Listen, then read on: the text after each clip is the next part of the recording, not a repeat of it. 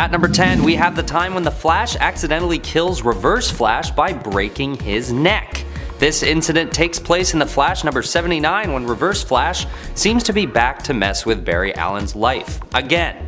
Their beef starts when Reverse Flash kills the love of Barry's life, Iris West, and sends the Flash into a depression, naturally. But when Barry finally moves on and is set to marry Fiona Webb, Reverse Flash shows up again and tries to kill his new fiancée. So what does Barry Allen do? He swoops in and grabs Reverse Flash in a chokehold while he's in motion, thus snapping his neck and killing him right there and then. Which is pretty embarrassing considering Barry basically just uses Reverse Flash's own momentum to kill him. But following this event, the whole city catches wind of what happens and actually turns on Barry for some reason. I do not understand this. Reverse Flash kept showing up to kill his wives. At a certain point, you have to take that guy out for good. They even put him on trial and convict him, causing the Flash to pack up and move to a different reality, which is like the superhero equivalent of moving to a new town, I guess. Number 9 is a fun one. This one is about Kid Flash and the time that he actually throws none other than Superboy Prime for a loop by running around him in a flurry and even landing a few punches on him. What makes this super embarrassing is that Superboy Prime is trying to have a serious revelation about where the Flash has gone and what Kid Flash is doing in his place. There's been some kind of break in the timeline at this point, and Superboy Prime thinks that the Flash has been killed. And as this epic realization moment is supposed to be happening, Kid Flash is ducking and dodging around Superboy's blasts and just being straight up goofy about the whole situation. So not only does the Flash seem to cheat death here, but his youthful replacement is just absolutely toying with this hyper powerful villain and not even breaking a sweat. This moment serves a helpful purpose as well because the rest of the team is able to focus on their objectives while Superboy Prime is distracted. And on top of everything, Kid Flash ends up having a full-on reunion with his friend, totally ignoring Superboy Prime. This isn't something such a powerful villain is used to, being taken for a fool like this. I just feel like it belongs on the list. At number 8 is a pretty cruel one. In the Flash number 200, Wally West basically forces Zoom to relive the most traumatic day of his life on a loop for eternity. But once again, this is the result of Zoom attacking his wife Linda and effectively ending the life of the baby in her womb. Okay, what's the deal with everyone going after the Flash's wives?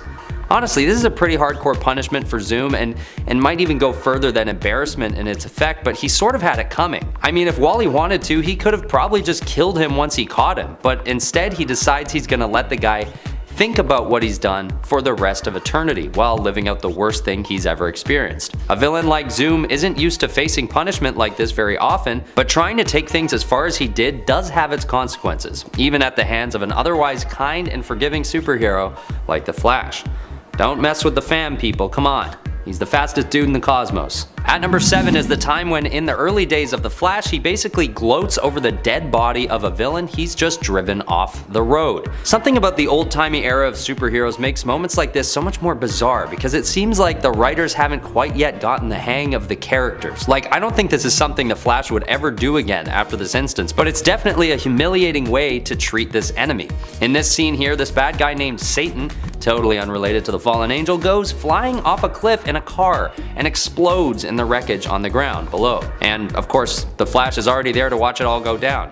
He just sort of stands over him with his hands on his hips and says, "I'm on hand just to see your finish, Satan. Thus ends the threat of the Faultless Four." Considering that superheroes are known to have more forgiving moral compasses, this is a pretty dark and humiliating end for this Satan guy. And he didn't even try to hurt the Flash's family or anything. Damn. Okay, at number 6 is the time when the Flash basically drives the Top completely insane. In issue number 215, during the event Identity Crisis, the Flash finally captures the Top and has Zatanna mind-wipe him, turning him into a good guy. A once menacing and threatening villain, the Top is reduced to tears by the Flash after he is then forced to relive all his past evil deeds. And the Flash just sort of lets it happen. The Top becomes basically totally destroyed on the inside with guilt, facing his demons all at once as the Flash watches on. And tragically, the Top basically ends things for himself after everything is said and done. But the Flash doesn't seem to feel badly about it at all. He even refers to it as a kind of experiment and something he might try and do again. When I read that, I was like, whoa, Flash, chill out, dude. I think you got him. You definitely defeated the Top. You can just relax now. No need to try that out on anyone else. It's just, It's hard to watch, you know? What happened to putting people in jail and stuff? Alright, at number 5 is the time when the Flash kills Gorilla Grodd with a little sticky bomb. This is yet another savage moment for the Flash, or I suppose this is actually Scarlet Speedster, but he's filling in the role for the Flash, so it counts. During the Flash Annual number 3, the Scarlet Speedster is going back in time to correct some past evil deeds. You know, as he does. And on the way through time, he decides to take a quick stop at Grodd's lair. And while they duke it out for a while, the Flash decides that he's gonna take the gorilla out for good this time. So as he gets the better of Grodd, he plants a tiny sticky bomb on the ape and runs out of harm's way to basically watch the monkey go boom boom. As he's standing off to the side, his plan takes effect and the ape gets blown to smithereens right in front of him. What's humiliating about this moment is that Gorilla Grodd is just minding his own business before the speedster shows up and decides it's the end of the road for him. And as he's trying to disarm the bomb, or at least rip it off his skin, Grodd's fingers are just too big to get a hold of the tiny bomb. It's sort of a sad moment, really. But definitely pretty embarrassing for a villain that otherwise poses a decent threat in the previous storylines. Okay, at number 4, we have the time when Barry Allen, aka The Flash, of course this is a Flash list, breaks a tie on a vote for whether or not to wipe Dr. Light's mind. The rest of the Justice League is torn on the severity of the punishment for Dr. Light's assault of Sue Dibney, but The Flash, once again choosing to be a savage that day, decides he'll allow it to go forth, and turns Dr. Light into a shell of his former self, completely without identity and basically rendered useless. And Dr. Light is normally a super threatening bad guy, so this isn't a position that he's used to being in, you know, totally stripped of everything he's ever known like that, and it's all at the hands of the Flash. This dude can be a real monster sometimes, eh? Even when Batman finds out this happens, he's like, what the hell? And sort of confronts the Flash, who then, get this, mind wipes him too. I think this list is perfect for the Flash because he just seems to like doing business this way every once in a while. Number 3, Ultimate Dormammu. Ultimate Dormammu pretty much has the ultimate victory against Doctor Strange on Earth 1610, the Ultimate Universe. He manages to kill Doctor Strange straight up, strangling him with his sash until his head in essence pops off. However, it should also be noted that this Doctor Strange is not the exact counterpart to Earth 616's Doctor Strange.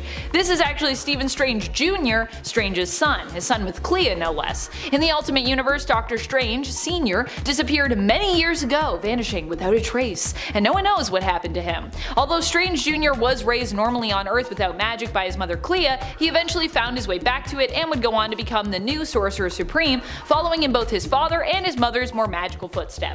Unfortunately too, because then he dies as a result of that. Whoops. Number 2, the Undying Ones. The Undying Ones are extremely strong and powerful demonic beings who serve the Nameless One, seemingly inspired by monsters of Lovecraftian design. While Stephen has fought against them before and succeeded, initially when dealing with them, even despite besting them, they would end up costing him something.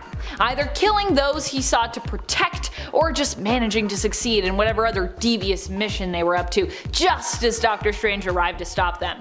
Because of their ability to be a step ahead, at one point Doctor Strange even gets trapped in their dimension, sacrificing himself in order to close off a portal to Earth. Staying behind, Strange would spend some time imprisoned in their dimension until such a time as the Hulk arrived there, stumbled upon him, and then the two were able to fight their way out due to the sacrifice of someone else staying behind.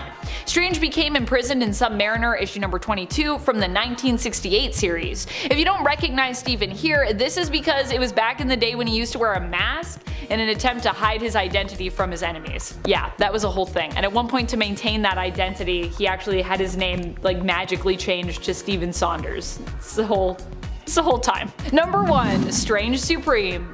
Strange Supreme is the dark alternate version of Strange from the alternate MCU reality, appearing in the What If episode What If Doctor Strange Lost His Heart Instead of His Hands. The result apparently would be that Doctor Strange would become obsessed with getting enough power so that he could bring back his love Christine Palmer and somehow avoid her death. Unfortunately, in bringing Christine back, he also caused the destruction of his universe, as her death was considered an absolute point in time, not something that you can basically mess with. In order to even bring Christine back, Strange would have to face off against himself, who was the final defense against what the darker Strange was basically attempting to do here. Strange Supreme defeated himself in the end, absorbing him and resurrecting Christine, which brought about the end of the universe. But hey, he won the fight. Number 10, Darkseid is Called. In the Snyder Cut of the DCEU film Justice League, we learn that the heroes don't actually save the day. In the original version of the tale, they kinda lose and are too late to prevent the Mother Box from calling out to Darkseid, who arrives on Earth. The Mother Box explodes, seemingly killing our heroes. However, there is one hope left. While technically in this timeline they lose, Barry Allen, aka the Flash, manages to use his superpowers to race beyond the speed of light, turning back time and giving everyone a second chance. Also showcasing how much of a powerhouse the hero can be and making him one of the most powerful superheroes on the team in this version of the story. So although for a moment they lost, the Flash gives the team a second chance, and this time they do manage to save the day, with Cyborg preventing the Mother Boxes from coming together and reaching out across the cosmos with Superman's help, and Aquaman and Wonder Woman defeating Steppenwolf, who dies while being sent back through the portal to Darkseid on Apocalypse. But that first time around,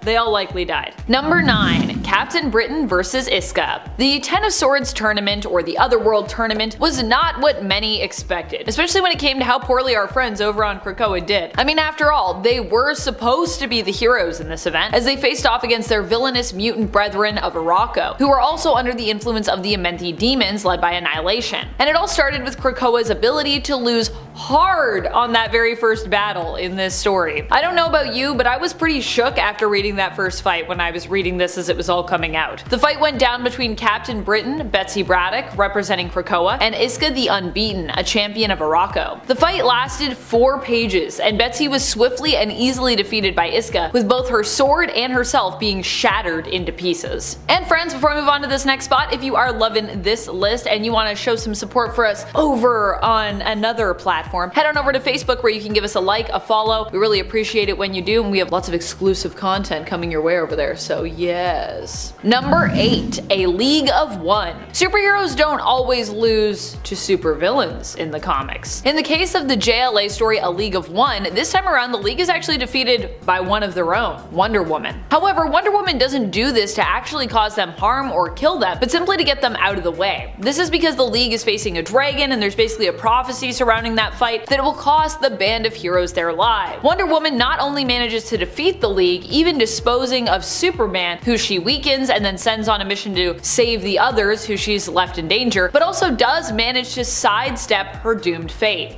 Sort of. Wonder Woman was willing to die in the League's place, hoping to spare the rest of the team, but in taking on the dragon by herself, she manages to actually avoid dying. At least dying permanently. She dies momentarily, but is revived by Superman, who arrives just in time to bring her back from the brink of death by giving her life-saving CPR. So she died, but only for a minute. Number 7. Emperor Doom. In this story, Dr. Doom succeeds in taking over the world by using the powers of the Purple Man, who he keeps as his prisoner. This might sound like a lot to put on Purple Man, aka Zebediah Killgrave, whose powers aren't generally depicted as being capable of working on a global scale. However, Doom manages to boost Purple Man's power while also taking it for himself by trapping him within a large Psychoprism prison. Surprisingly, Earth actually does pretty well under the rule of Doom. Hunger, crime, and war are pretty much all eradicated under his rule, but at the high cost, of course, of free will of every individual on the planet. In the end, Doom isn't defeated, but actually chooses to relinquish control, becoming bored of the monotony of ruling without any opposition. Number 6. Tower of Babel. In the Tower of Babel event, Ra's al Ghul manages to use Batman's own intel and files on the Justice League to defeat them. No,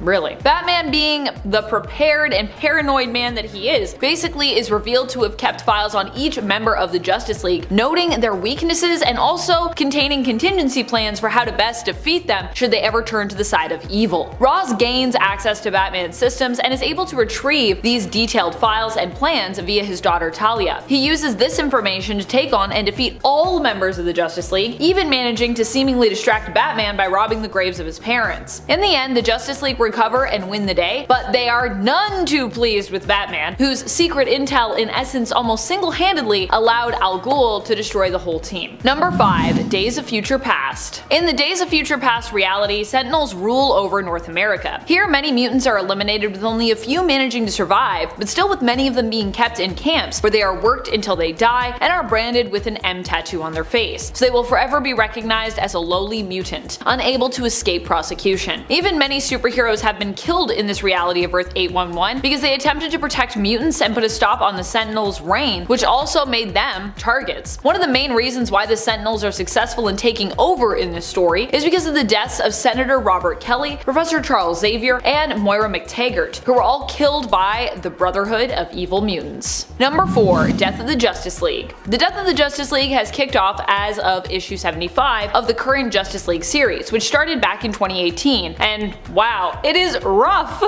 What happens to the Justice League? Well, they face off against Pariah, who himself is from one of the first worlds to be targeted during the events of Crisis on Infinite Earths. He was cursed with basically watching all these worlds die again and again, unable to stop it, despite being one of the first people to warn everyone that Crisis on Infinite Earths was coming. Now, with the multiverse reset following the events of Death Metal, Pariah claims that he sees the signs of the crisis happening again. Desperate to prevent this, his plan is to wipe the slate clean when it comes to the heroes, so that the possible new Anti-Monitor who will come into existence will have no reason to continue with the crisis. Seems like some flawed logic to me, but this man has also seen some, so I understand his desperation to do whatever he thinks will work when it comes to avoiding another crisis. Number 3. Age of Apocalypse. While the Age of Apocalypse does eventually end, this reality is based on the whole idea of what the world would be like if the big bad villain won, and by big bad villain, we of course mean Apocalypse this time around. Which is precisely what happens here. These events are actually all set into motion by Legion, who accidentally causes the death of his father, Professor X. Legion traveled back in time with a plan to kill Magneto, but Professor X shields Magneto against Legion's attack, dying instead in his place. Apocalypse ends up attempting to take over the world earlier on in his timeline in this universe, the AOA reality of Earth 295. Magneto is the only one who attempts to oppose Apocalypse, and as such, En-Sabah is mainly successful in his attempt for world domination. Apocalypse would oppress humanity, seeing superpowered beings as superior, and it would be many years before his reign of terror was ended. Number 2. Final Crisis. Which actually apparently wasn't so final, as we have another crisis headed our way now, known as Dark Crisis. But regardless of whether or not it was actually final, Final Crisis was definitely a bad time for Earth. In this story, Darkseid actually succeeds in obtaining and releasing the anti-life equation on Earth. He puts it on the internet where it can be easily seen and then spread. Those who see it basically lose their will to live, becoming enslaved to Darkseid and his will, instead of having their own. Well, in the end, the heroes do manage to break free from the influence of Darkseid and the anti-life equation, defeating Darkseid in the end with a Radion bullet. Darkseid still manages to enslave all of Earth and many of its heroes, for a time being seen as the victor. Number 1. Life 9 of Moira X. Well, this life in the end seemingly gave mutants the information needed to beat the rise of the Sentinels and of AI, it also was a world where they had lost much. If anything, it actually set the stage for the reset of Moira's 10th life, where mutants supposedly won. However, even that victory would be revealed to be more complicated, as Moira's true motives were revealed during the events of the 2021 Inferno series, and it turns out her motives were actually to kinda end mutant kind in a nicer way. Still, just taking this world and this continuity as it is, the mutants here have almost all been exterminated. In this life, Moira joined forces with Apocalypse in an attempt to make a final stand against the all-powerful Nimrod. They would not be successful in killing Nimrod, who had killed so many mutants and had also worked to oppress the humans as well. They would only manage to retrieve the information on how and when the Nimrod came to be, allowing them to succeed, hopefully, in Moira's 10th life, where she and mutant kind had failed in her 9th. However, we also know that that didn't really work out because Nimrod does exist in her 10th life, so basically are the mutants kinda screwed? I think maybe they are. And at 10, The Flash. Red Death is a speedster that is an evil combination of Batman and the Flash, which already sounds terrifying, but his story is really humiliating when you think about it. The Bruce Wayne of Earth 52 started off fighting crime with Robins, but they kept dying left, right, and center, obviously, but mostly because of voter call-ins. So understandably, Batman got darker and darker, becoming more extreme with his methods, and he just basically started killing every one of his villains, which honestly seems more realistic to me. Like maybe instead you quit fighting crime, but you know, beggars can't be choosers. This eventually leads him to Barry Allen, who refuses to give Bruce his Speed Force powers for understandable reasons. So Batman then uses his various rogues weapons to fight Barry and knocks him out. Once Barry was unconscious, Bruce tied him to the front of a cosmic treadmill powered Batmobile and drives them both into the Speed Force. When entering the Speed Force, Barry and Bruce end up fusing together into one being, and they turn into a evil Batman with super speed and a lust for killing, while Barry's mind is trapped inside of Bruce's body. Now, some of you may not consider this humiliating, but I think it counts, because like I'd classify that as pretty embarrassing, getting locked inside someone else's body when they're using your superpowers. So yeah, I'll at least put it at number 10. And at 9, Lord Death. Lord Death was a secondary villain that has not appeared too many times in the comic books. He also has a rather peculiar ability. He can't actually die. Whenever he's on the verge of death, Lord Death will actually enter a trance-like state and resurrect himself. How does one stop an enemy that can always come back no matter how many times you kill him, you ask? Well, the answer for Batman at least was a rocket. But seemingly not a bat rocket, which is hella unfortunate. Batman straps Lord Death to a rocket and then sends him up into space. Yeah, where the guy ends up spending all of eternity floating in the cold vacuum of ever expanding space. Beating someone who is named Lord Death that can resurrect himself is kind of already like kind of a flex, but when you're just a mere mortal man and then you do it, it seems like it would be pretty humiliating if you ask me. It would have been more humiliating though if it was Batman using the Bat Rocket to send him into bat space for the rest of Baternity. I apologize for all the bat puns. I know it was a bit of a stretch, but I have to get my daily pun quota out there somehow. And at 8, Green Lantern Corps. In Dark Knight's Metal, we see a very dark version of Batman from an alternate universe within the Dark Multiverse. In that universe, Batman was given a Green Lantern ring. Batman has indomitable willpower, so he was deemed worthy by the ring, which is actually pretty understandable. The power ring came with some protocols though that ensured that no Green Lantern could ever misuse the most powerful weapon in the universe. Batman not only broke those protocols with his will, but he also outsmarted the entire Green Lantern Corps that had come to stop this Rogue Lantern. So I think it's safe to say this is pretty damn humiliating for the entirety of the Green Lantern Corps, because Batman defeated every lantern that came to stop him. But he had enough willpower to actually break the willpower of the ring, and then he was able to use it for nefarious means. Like, that feels like it would be like the ultimate kick in the gonads. And at least like if lanterns themselves had gonads. Can like the collective consciousness of the Green Lantern Corps just like manifest like a giant sack for Batman to kick? Because at this point that's what he did. And it's 7, Crazy Quilt. After his eyes were injured in a robbery, Crazy Quilt underwent an experimental procedure which resulted in him seeing nothing but blindingly bright color. This of course somehow turned him into an insane criminal. How insane? Well, first of all, he tried to steal color itself, which no one ever figured out how he planned to do. And second of all, his powers were basically constantly having a illicit substance trip, that is an acronym, that is like LED, which affects literally no one but himself. Even when Crazy Quilt got a helmet that allowed him to project his like crazy eye color lights at people, all Batman and Robin needed to do was like turn a mirror on him and reflect the beam back, and he was done. In all honesty, I don't even think Batman needed to do much here to actually embarrass him. I mean, like, the dude calls himself Crazy Quilt. I think that says enough. Like, I don't know a single person who is scared of quilts. Like, what do you think this name is gonna do? And even if he didn't name himself, I feel like that just adds an extra layer to it, you know? Like, why do you think that they called you Crazy Quilt? Because you want to steal color? No, it's because you're crazy and don't scare anyone.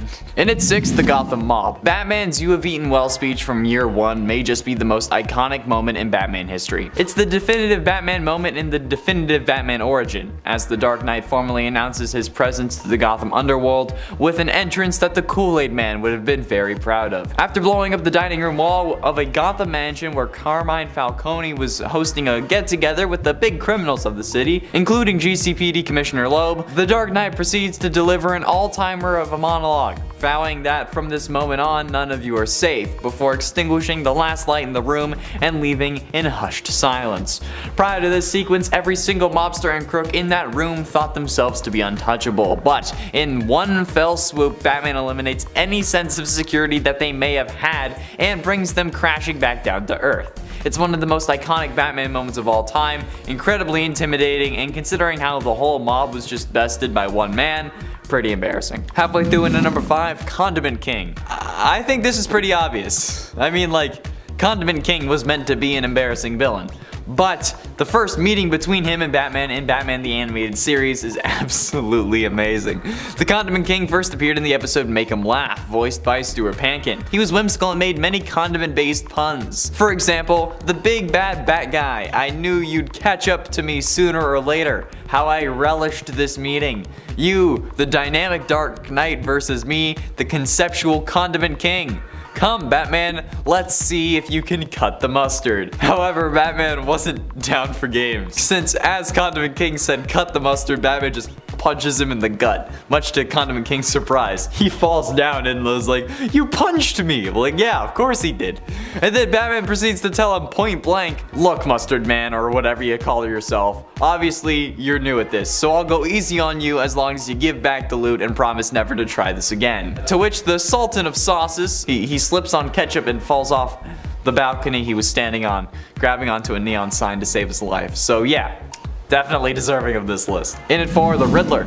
Last time I talked about a specific instance in which Batman taunts Nigma in front of Green Arrow, but Batman literally solving any riddle that Nigma sends his way is pretty much always humiliating. Like every single time, Nigma thinks that he's come up with like the most genius thing, or that Batman will never solve it, or at least he thinks it will be a tough time solving it, and then Batman solves it and Nigma is just left defeated. Like I know it's not like in the typical sense embarrassing, but I feel like at this point like the Riddler should have just like given up, okay? He's been beaten so many times. He's the Condiment King of the recognizable and popular rogues. He doesn't really do much, but he's there to kind of like toy with you until like, you know, the world's greatest detective actually uses his brain. You see, if the Riddler had revealed the whole 3 Joker thing instead of the Mobius chair with a riddle, okay, that would have been something. But instead, he's like a walking fudgesicle stick. He doesn't really need Batman to embarrass him, he does it on his own. Although I haven't seen the Batman yet, so maybe he's better in that movie. Getting close to the end, and in number 3, Dr. Death. Dr. Death, aka Dr. Carl Helfern, is historically the first supervillain encountered by Batman. In his first appearance in Detective Comics number 29, Dr. Death develops a lethal chemical agent from pollen extract and enacts a plan to use the poison to extort money from wealthy Gotham City citizens. In an attempt to evade capture by Batman, Dr. Death ignites chemicals in his laboratory, presumably killing Jabba, his partner, and himself in the resulting explosion. He comes back in the next issue with the same plan, but Batman intervenes in the plot and upon apprehending the Doctor, discovers that Dr. Death's face is horribly disfigured from the lab explosion, resulting in his whole body having a brown skeletal appearance. But that doesn't stop Batman from basically dismembering this guy in Batman number 29 from 2011, where he just absolutely kicks the out of this hideous creature, saying, let me help you with that, this is when I hurt you, and then proceeds to help snap his bones. So yeah, this is like the second worst thing that happened to Helfern, the first being looking like that. Penultimately, in at number 2, Lex Luthor. Close on the heels of the incident of No Man's Land where Lex Luthor tried to unsuccessfully take over the city of Gotham, the DC villain was so angry at Bruce Wayne for ruining his project that he actually cooked up a plan to put Bruce behind bars. Lex approached David Kane, who was upset at Bruce for another reason, and enlisted him to make sure that Bruce would be the main suspect for the murder of Vesper Fairchild, who the millionaire had been seeking for a while. It's actually a plan that works too, for Bruce is eventually arrested for a crime that he didn't commit. It takes Bruce nearly a year to clear his name, but once he does, he gets Lex back in one of the most incredible ways that someone has beat Lex. Batman shows up, beats Luthor down, and then tells him, quote, you are penniless, Luthor. As of this morning, Bruce Wayne owns this property, and he wants you out of the building. Considering how Luthor's whole identity is wrapped around trying to beat heroes using his tech, losing that tech to Bruce Wayne buying out his building definitely would put a bad taste in his mouth. And finally, in at number 1, Bane. Of all the characters that have broken Batman, Bane is arguably the one who did it the most successfully, because he actually broke him. Everyone loves to talk about the back-breaking beatdown delivered during Nightfall, but the build-up to that saw the masked mercenary preside over the Dark Knight's complete psychological breakdown as well, as he was forced to negotiate a mass breakout of Arkham Asylum and Blackgate Penitentiary. The two would have had their brushes in the following years, but their feud was taken to a whole other level during Tom King's run of Batman in 2016. In that series, series, Bane had to become dependent on the Psycho Pirate in order to kick his addiction to venom. Batman also needs the Psycho Pirate though, in order to help Gotham Girl, so he assembles a team along with Catwoman to go to Santa Prisca to abduct him. Bane and Batman fight once again, which actually ends up leading to Bruce suffering another spine-related injury, only for the Dark Knight to deceive Bane by faking a Catwoman double cross, which allows the Feline Fatale to then break Bane's back and complete their plan. So yeah, Bane got his back broken. I mean, Batman didn't do the one that wasn't the one who did the kicking in this instance, but still, he helped. Okay, it's good enough for me. And at 10, Superman. The Dark Multiverse is a mysterious dimension. It lies outside of the normal universe. In one of the many universes in the Dark Dimension, Superman went rogue and killed off every hero and villain. No one could actually stop him. The last remaining hero was of course Batman, who could not even believe that his best friend could have done all this. But Batman had a plan.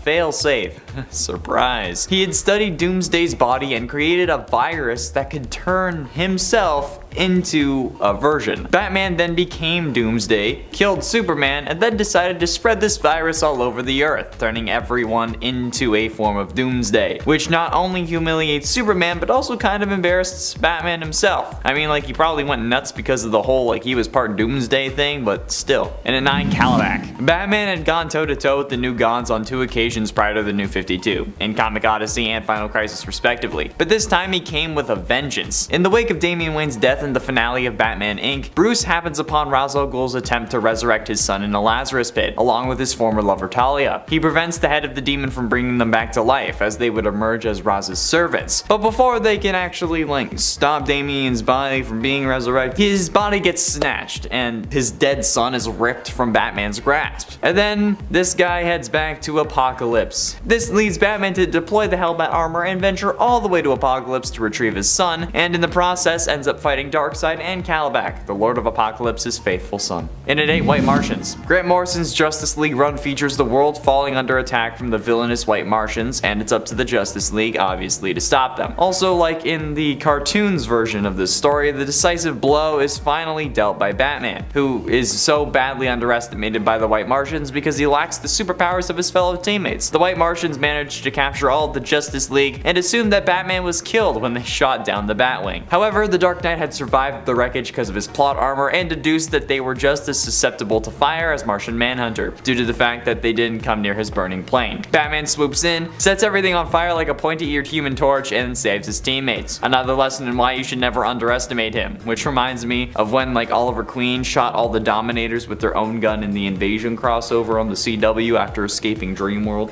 which is still one of my favorite Arrow episodes. And at 7, Cersei. Amazon's Attack was a short crossover that released in the build-up to Final Crisis. The comic saw Cersei manipulate the Amazons into invading the United States, believing that Wonder Woman had been detained by the Department of Metahuman Affairs, which wouldn't really make sense given that she's an Amazon and not a metahuman, but anyway. The Justice League was sent in response, or chose to go on their own at least, and wouldn't you guess it, Batman is right in the front lines. The Amazon Attacks crossover sees the Sorceress underestimate Batman and suffer embarrassment as a result. Batman enlists the help of Zatanna to defeat Cersei, and the League's preeminent magician casts a spell on the Wonder Woman adversary that renders her powerless for a short period of time, allowing for the Dark Knight to get the drop on her and lay the groundwork for Wonder Woman to swoop in and deliver the final blow. And at 6, Deathstroke. When it comes to comics, Batman and Deathstroke have faced off with each other on many occasions, with no definitive results going one way or the other. One of the most recent battles in the aptly titled Batman vs. Deathstroke comic saw the two fight into a stalemate. It's a fitting conclusion with a duel between the world's greatest detective and the world's deadliest assassin. Bats and Deathstroke then fought each other on top of a cable car dangling over Gotham Harbor. And just as when it seems as though Slade has gotten the upper hand, the Caped Crusader is able to ensnare him with his grapple gun and save the hostage position nearby, at least in the short-lived Beware the Batman animated series, which was released for 1 season in 2013. Deathstroke may be one of the deadliest figures in the DC universe, but that didn't stop Batman from giving this Terminator reject his just desserts. Halfway through into number 5, Darkseid. Bruce Wayne was at first not really taken seriously by Darkseid. As a matter of fact, Batman uses the element element of being underestimated as like his greatest superpower basically. Batman doesn't kill, but he was forced to kill when Darkseid threatened Earth. The only known substance that could kill a new god is Radion, so Batman shot Darkseid with a Radion bullet and caused himself to die in the process. Darkseid, for that matter, had Batman as the last person in mind that could actually stop him. He thought if anybody was going to kill him, it would be Clark Kent, so yeah. Up until this point, the only human or sentient being, for that matter, that has truly made Darkseid, the god of evil in the DC universe, cower and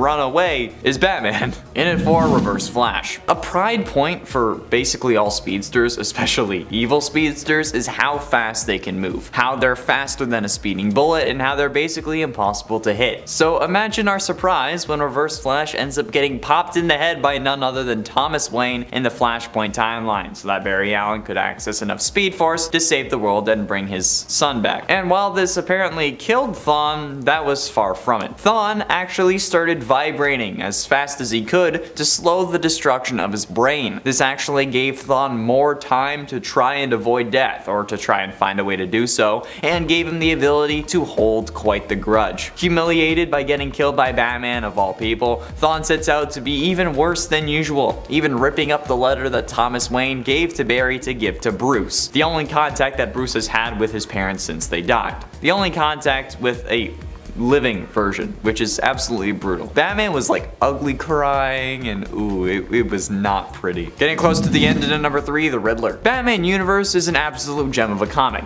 The series spotlights Batman in a time-traveling, universe-spanning adventure that takes him all the way from present-day Gotham to Thanagar, then back in time to the Wild West where he meets Jonah Hex, and then all the way back to the present again. This series starts off somewhat innocuously, however. It's kind of simple, with a confrontation with the Riddler. Only Batman can tell that something isn't quite right. The Riddler's riddle this time was simply, when is the Riddler not the Riddler? And both the Dark Knight and Alfred agree that this is way below Nigma's usual standard. After chasing Riddler down and asking why he's stolen a priceless Fabergé egg, Batman also expresses concern at Nigma's behavior. It comes off as sincere concern, but there's an element of condescension in there as well, about how Riddler just isn't riddling like he used to, and honestly, he's trash at the moment, basically. And it's even more obvious that this is kind of Batman's tone when Green Arrow shows up and Batman literally says, "You're embarrassing yourself in front of Green Arrow. Are you feeling alright?" Which is kind of a dig at both Nigma and Oliver. Penultimately, in at number 2, The Justice League. The Justice Buster Batsuit is a mech suit part of Batman's Fenrir contingency, designed to take down the entirety of the Justice League, making its feature appearance in Batman Endgame when the Joker used his virus to warp the brains of the Justice League as the beginning of his Endgame plot. Batman was forced to use the Fenrir Protocol to eliminate his teammates. The suit was successful in eliminating Wonder Woman, The Flash, and Aquaman, but met an even match at the hands of Superman. After a lengthy fight, Superman tore through the armor and nearly killed Batman until Bruce used kryptonite chewing gum and spit it in Clark's face, rendering him unconscious. Come on! Like, imagine waking up to learn that you passed out because Batman spit on your face. Like, seriously, bro, please brush your tongue when you brush your teeth. Your breath is absolutely lethal. Not to mention the miniaturized red suns for Knuckles, ancient Greek supernatural weaponry, super fast servers, and electromagnetic nerve trees for a sensor array that are also in the suit. And finally, in at number 1, The Joker. Mad Love is one of the most beloved episodes of Batman the Animated Series, but the story of the episode was first told in the show's tie-in comic, The Batman Adventures. The story provides an in-depth look into Harley Quinn's origin and the full extent of her abusive relationship with the Joker. After her anniversary plans end with her being thrown out of a window by Mr. J, she decides that the only way to win her Puddin's affection is to capture and kill Batman. And she succeeds, well, at capturing. But Joker isn't happy about that. If anyone's gonna take Batman down, it's going to be him. And he lashes out at Harley once again, leaving him alone with the Dark Knight. Batman and Joker then fight, obviously, but Batman's able to use Harley's successful scheme to his advantage, taunting the Joker that she came closer than he ever has to actually killing him, and concluding this joke by calling him Puddin', which is one of the funniest things I think Batman has ever done. Being usually a brooding and dark hero, hero who still refuses to kill despite his darkness. Calling his greatest enemy by his girlfriend's pet name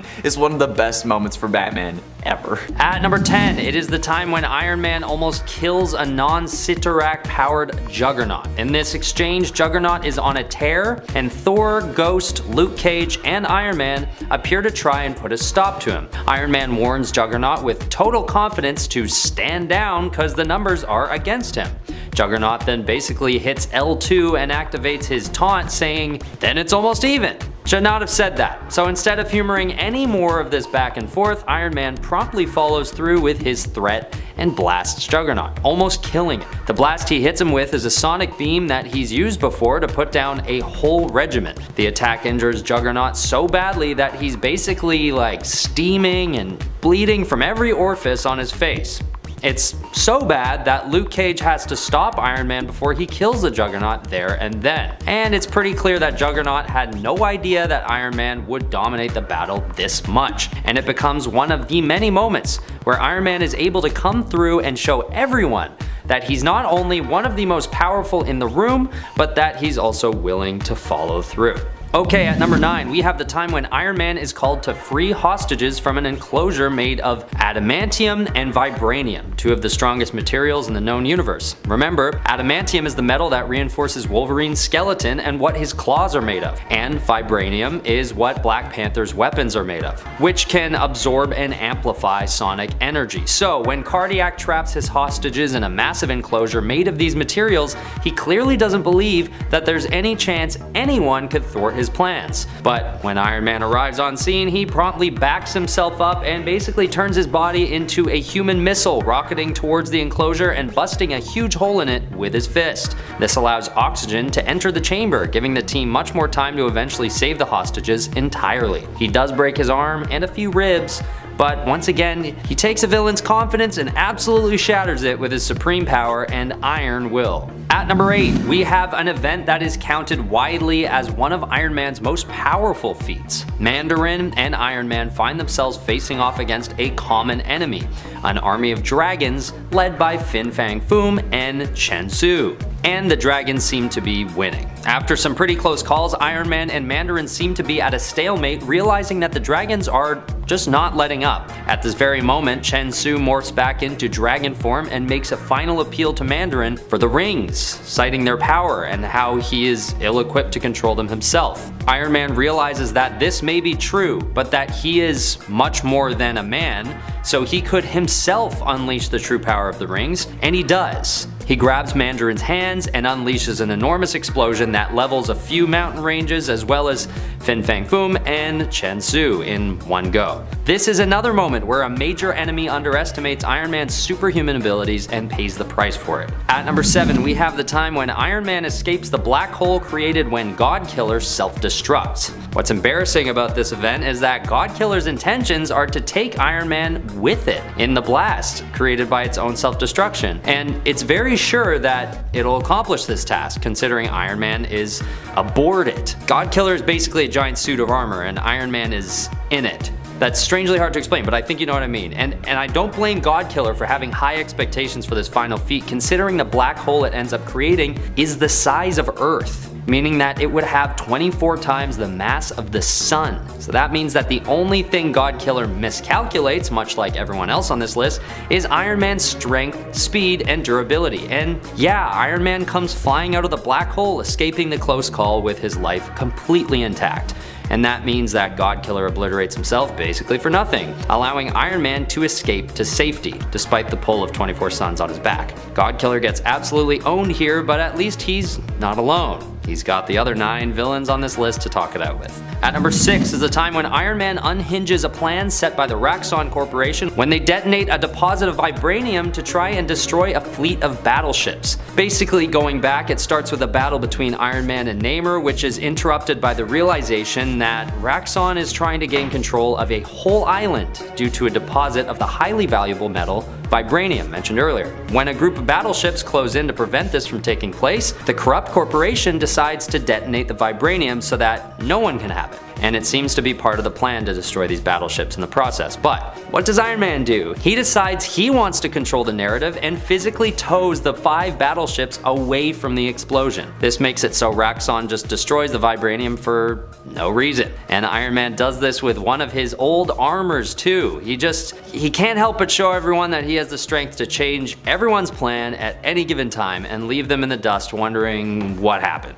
At number 5, we've got the time Iron Man shields up right as the Hulk is about to hit him with a huge missile. It seems that at this point in the storyline, the Hulk feels that he's been betrayed by Iron Man, so he's very angry, as usual, and decides to abandon reason and use force instead, as usual. What's brutal about this event isn't just that the Hulk is basically one-shotted by the explosion, but also that Iron Man first rubs it in by schooling the Hulk on the make and design of the missile. He identifies it as his own technology and notices leakage that threatens an explosion that would send them both to Mars and back. So he activates a super powerful shield which protects him from the blast. And those visuals are just ridiculous, seeing the Hulk getting vaporized by the explosion as Iron Man's safe and sound in his little bubble. Not what the Hulk was expecting. Maybe it's time for that dude to start thinking before he acts, especially when he's in the presence of one of the best. Okay, at number 4 is the time when Iron Man fractures the Phoenix Force with his Phoenix Buster armor. Now, I'm not sure if the Phoenix Force can physically feel anything, let alone embarrassment, considering it's a cosmic entity powerful enough to shatter whole worlds like glass, but if it could, its face would be red and hot after Iron Man absolutely wrecks Phoenix Force,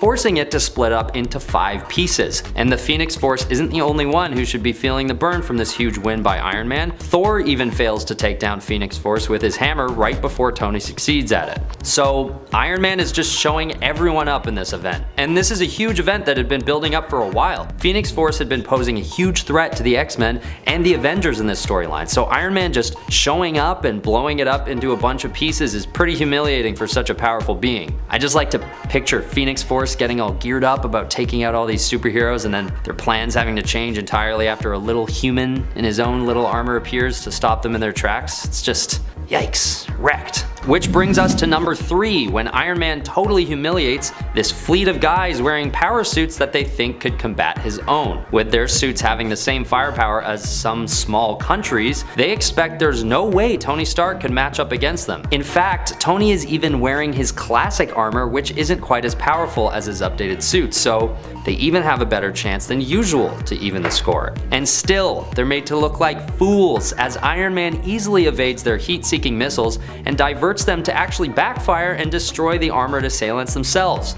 It's just an absolute joke watching him face off against these guys, carrying them around like they're action figures and throwing insults at them, and they seem so confident. That's what kills me about this list, is how confident all these villains are before Iron Man shows them who's boss. It just makes the wins all more embarrassing when they come. Okay, nearing the top of our list at number 2, we have the iconic face-off between Iron Man and Captain America. During the Civil War conflict, the Avengers are split into 2 different factions, one side being led by Captain America, the other by Iron Man. And as tensions escalate on either side, it finally culminates to a big battle between the 2 sides, and of course between Iron Man and Captain America themselves. But like everyone else on this list, Captain America somehow underestimates Tony Stark when he tries to pull a fast one on him and disable his armor. After what seems like a conciliatory handshake between Iron Man and Captain America, Tony notices a small electron scrambler device on his hand, leaving him open to a blow by Cap's shield right to the face. But as Iron Man is laying on the ground, petrified, he simply reboots his armor and gets back up. I don't think Captain America expects this either, because Iron Man flies at him and after an effortless fist fight, knocks him to the ground, almost severing his jaw with one massive punch in the face. This is high up on the list because Captain America is a very skilled strategist, and watching him get shown up so hard like this has to be pretty humiliating, especially in front of all his peers like that. Oof. At number 1, it is the face-off that Iron Man has against Magneto during the Avengers vs. X-Men storyline. This event takes the top of the list because of the irony.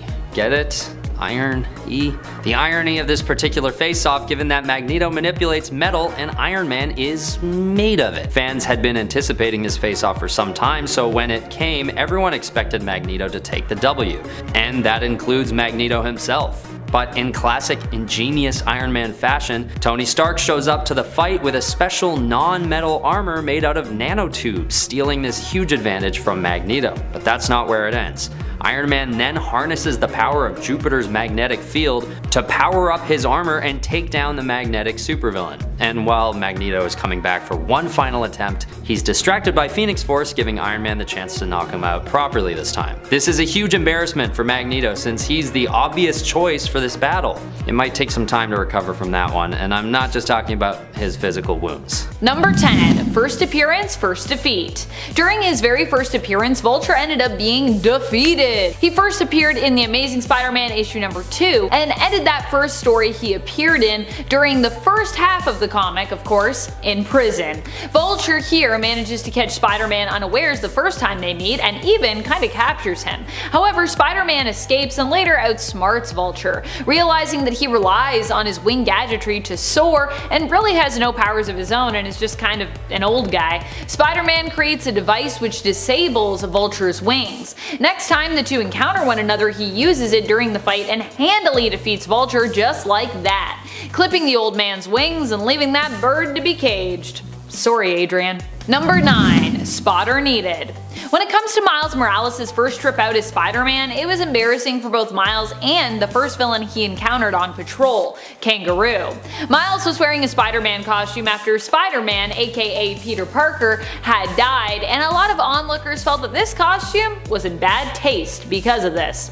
Miles also struggled somewhat with this instigation. He was just kind of getting the hang of his powers. But he got the final punch in his fight against Kangaroo, who had hoisted a car over his head and was about to throw it at Miles. Miles' punch to Kangaroo's chest causes him to drop the car on his own head, making him kinda knock himself out. How embarrassing. Don't worry, Miles does kick him away to safety, so at least he doesn't get crushed by that car.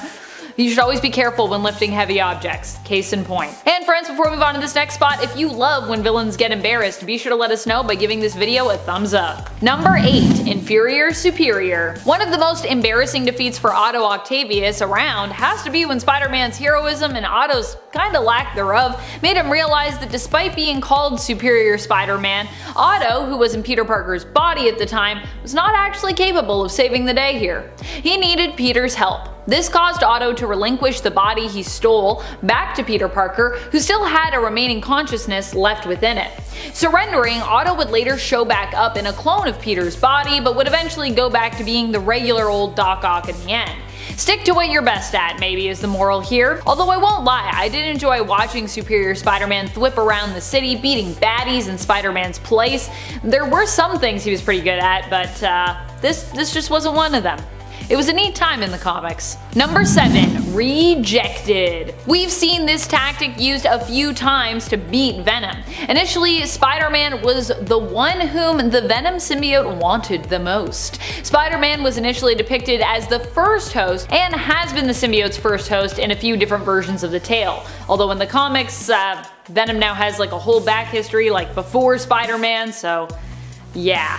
That is a thing that happened. In the Spectacular Spider-Man animated show, the fact that Peter is the first host remains to be the true narrative, as well as in the Sam Raimi Spider-Man films, or the Raimiverse as well actually. In the Spectacular Spider-Man animated show, it's this connection to Spider-Man that Peter uses in order to defeat the symbiote. He creates a rift between Eddie and the Venom symbiote by offering himself to be the symbiote's host, suggesting that the Venom symbiote, never really wanted to be with Eddie and that he was basically kinda like a rebound for them. When the Venom symbiote decides to leave Eddie, this is seemingly confirmed, hurting their relationship. After bonding to Peter, they also learn that Peter was lying and didn't actually want to be with them. And while trying to make Peter be their one and only, he ends up being protected by the memories and mental manifestations of those he loves within his consciousness. You can't make someone love you. Sorry, Venom. You can try, but it's not gonna work. Number 6. Surprise Spider-Man. Surprise! It's Spider-Man! In Superior Spider-Man issue number 31, we get to see Spider-Man embarrass Green Goblin when his return surprises him. You see, Norman thinks that Spider-Man is actually Superior Spider-Man, aka Otto Octavius, but Spider-Man reveals that it's not Otto driving this time around, and that Peter Parker is truly Spider-Man once more. And of course, you know what that means. Green Goblin is going down, and Spider-Man is going to make fun of his man purse while he does it. Of course, Peter himself himself is also surprised to find Norman has changed his face, but this doesn't prevent him from kicking Green Goblin's butt, helping to free Otto's love, Anna Maria, and save the day. Number 5. A not-so-shocking defeat.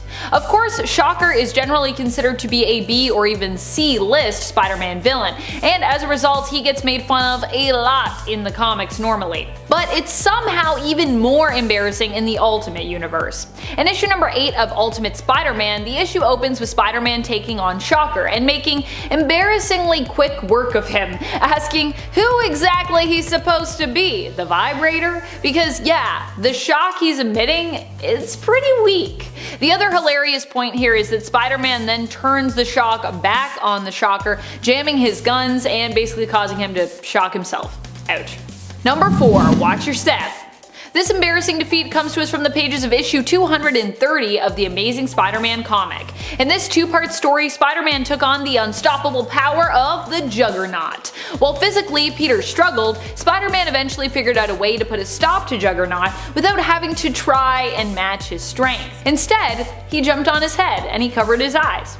Because they were fighting in a construction site, as Juggernaut flailed around trying to basically get the spider off his head, he accidentally stumbled into some wet cement, sinking down deep and finding himself trapped. So apparently take Juggernaut's eyesight away and he'll basically defeat himself because he's so clumsy. At least that's how it went down this time. Spider-Man of course just leapt to safety after Juggernaut was confirmed as stuck, taking the opportunity to make fun of all of his clumsiness. Poor Juggernaut.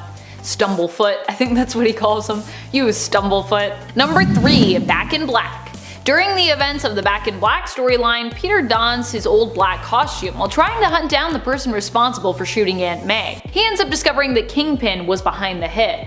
In truth, it had actually been a hit put on Peter Parker after it was revealed that he was Spider-Man, but Aunt May was shot instead by accident. As Aunt May lay in the hospital fighting for her life, Peter decided to pay Kingpin a visit in prison. Not caring about his identity any longer, he even removed the top half of his suit, wanting Kingpin to know that this is Peter Parker fighting him, not Spider-Man. Peter brutally beats Kingpin up, humiliating him in front of the other inmates. The whole point is to show Kingpin just how strong Peter is and how he could easily kill Fisk, should he want to. He leaves Kingpin just barely alive to live with the humiliation of what happened, but does warn if Aunt May dies, then he'll be back to finish the job. Considering Fisk is all about being the strongest, most powerful guy in the room, this whole fight would be pretty embarrassing for him. Number 2. Hubris. A lot of Spider-Man's villains carry a certain kind of pride around when it comes to taking on Spidey. They often see themselves as better than Spider-Man, which is how they know they are sure to win.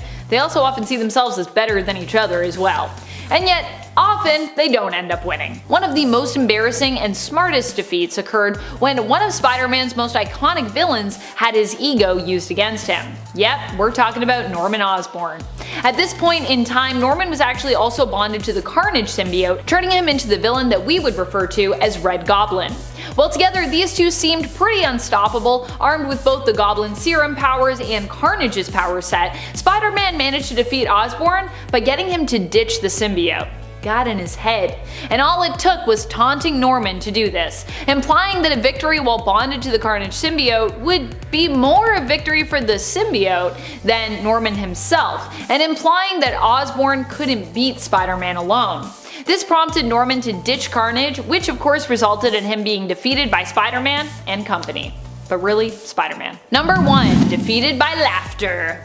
And of course this list would not be complete if we did not mention one of the most embarrassing defeats of all time, and just in general, most embarrassing villains. Aw, sorry Peter. Paste Pot Pete. This one went down during the Spider-Man Human Torch team-up series in issue number 1. Here Paste Pot Pete is attempting to get revenge on the Human Torch, aka Johnny Storm, when he runs into Spider-Man. Spider-Man doesn't even fight this poor guy, he just defeats him by embarrassing him. When Peter Petruski reveals his intent and his villainous name of Paste Pot Pete. Spider-Man reacts not by attacking him, but by falling to the ground, laughing at the idea of his ridiculous villain name. Paste Pot Pete ends up just walking away, deciding he should probably change his name. Later on, he would become Trapster, which is a lot better, but still not great in terms of villain names that, you know, aren't ridiculous in some way. Number 10. Shazam and Injustice. I'm starting off this countdown with a pretty brutal and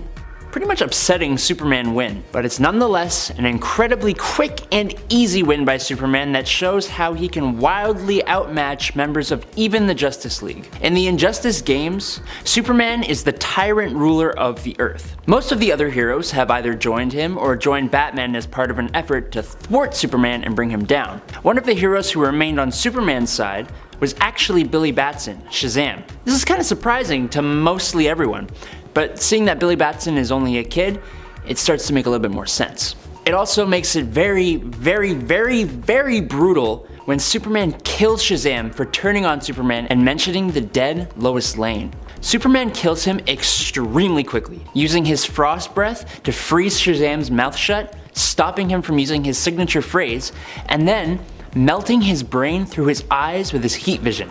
It made me immediately hate this version of Superman, but it was also a super embarrassing and sad way for Shazam to go out. Number 9. Out of This World Punch. Whenever Bizarro would show up back in the day, it always felt like he was kind of like that weird cousin that you try to get out of talking to as soon as possible. When Bizarro gets lost and believes the people of his world are destroyed, he returns back to Earth and tries to kidnap Lois Lane to repopulate the Bizarro world. Superman and Batman have visited it in the future though, so it's kind of impossible that it's been destroyed. Superman's right. The Bizarro world is actually perfectly fine. So, to get Bizarro back home, Superman, after incapacitating Bizarro, finds the point where he landed on the Earth and literally just punches him back the direction he came, all the way back to his own planet, and then shows him that his planet is perfectly fine. This one is a tiny bit caring rather than embarrassing, but could you imagine getting a single punch from the guy you came to fight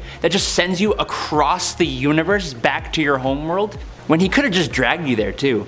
Number 8. Throwing an ape through time. The stories in the 1950s were crazy. In Superman number 127, we were introduced to Titano the Super Ape. He started off as a smart ape that was sent into space, but then was accidentally exposed to radiation from 2 colliding meteors. This, for some reason, gave Titano the ability to fire rays of green kryptonite out of his eyes. I don't know. Obviously, that is a problem for Superman though, a big one. Luckily, Superman's girlfriend is able to trick Titano into wearing lead sunglasses that stop the kryptonite's rays, at which point, Superman just picked up the giant ape and threw him back through time. Superman chucked this super monkey through time. Like, how do you come back from that? You don't. You just give up. Number 7. Roles reversed. There have been a few times where Superman loses his powers. The one I want to talk about though is from All-Star Superman Volume 1, number 12. Clark Kent has lost his powers, and thanks to a serum, Lex Luthor has gained powers. After Lex makes threats against the Daily Planet staff, Clark shoots Lex with a gravity gun. The gravity gun starts quickly draining his powers, and gives him super sensory input after he defeats Superman in single combat in front of the media. Once his powers drain away though, Lex goes to attack Superman in a fit of anger. The recently beaten up, depowered Superman is still no pushover though, as he takes out Lex with one single, non-superpowered punch to the face. This was also still in front of all the media he had just declared his dominion of Earth in front of, too. Number 6. Chased with the Sun. When Jimmy Olsen was on a game show back in Superman's pal Jimmy Olsen number 33 in the Silver Age of comics, there was a special prism that appeared in a dump that for some reason turned the thoughts of the game show contestants into real things. So, when Jimmy answered a question with Jack Frost, that's who appeared. Jack Frost threatened to plunge the world into a new ice age. So what was Superman's solution? Simple.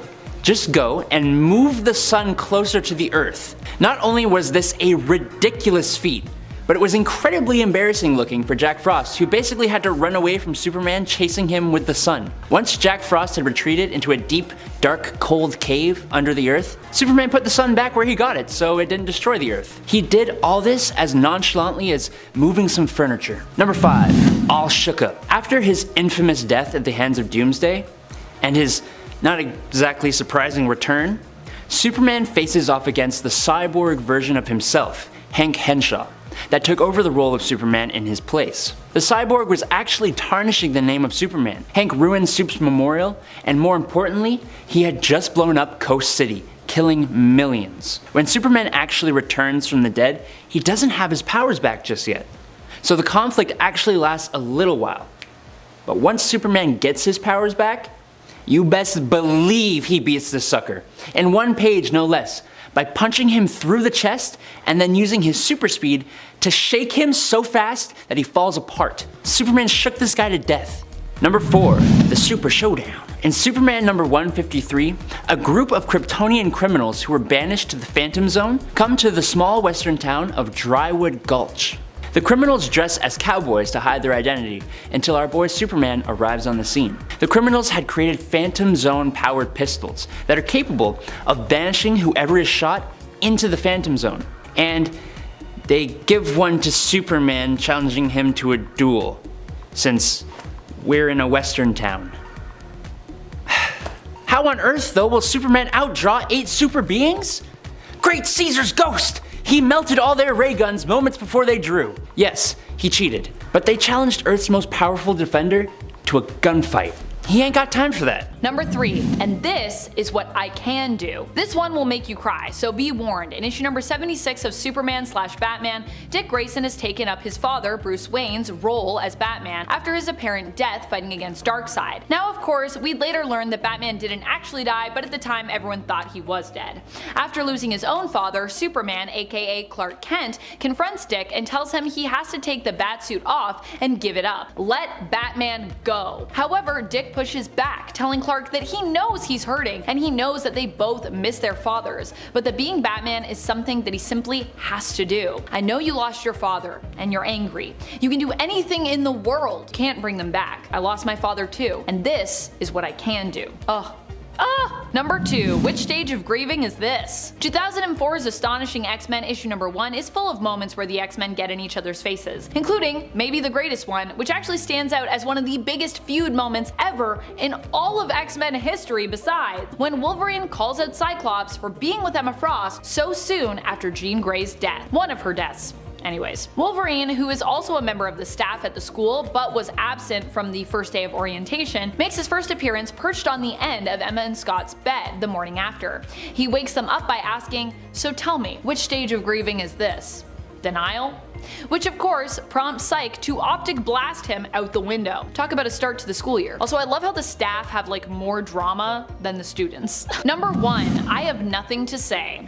Wolverine has been having it rough these days. Despite Krakoa being a virtual mutant paradise, he doesn't seem to be getting much of a vacation lately. During Lives and Deaths of Wolverine, he was forced to travel through time in an effort to protect mutant kind by safeguarding the life of Charles Xavier, their leader. And following that, he ended up being mind controlled by Beast, the head of X-Force, who deemed this action necessary for getting the dirtiest of jobs done, since Wolverine without mind control was of course less inclined to obey his orders, and actually I believe even wanted to leave the team. Beast saw this as a necessary evil to protect Krakoa, but once Wolverine was free, he decided it was time to put Beast in his place for all his evil deeds, for once and for all.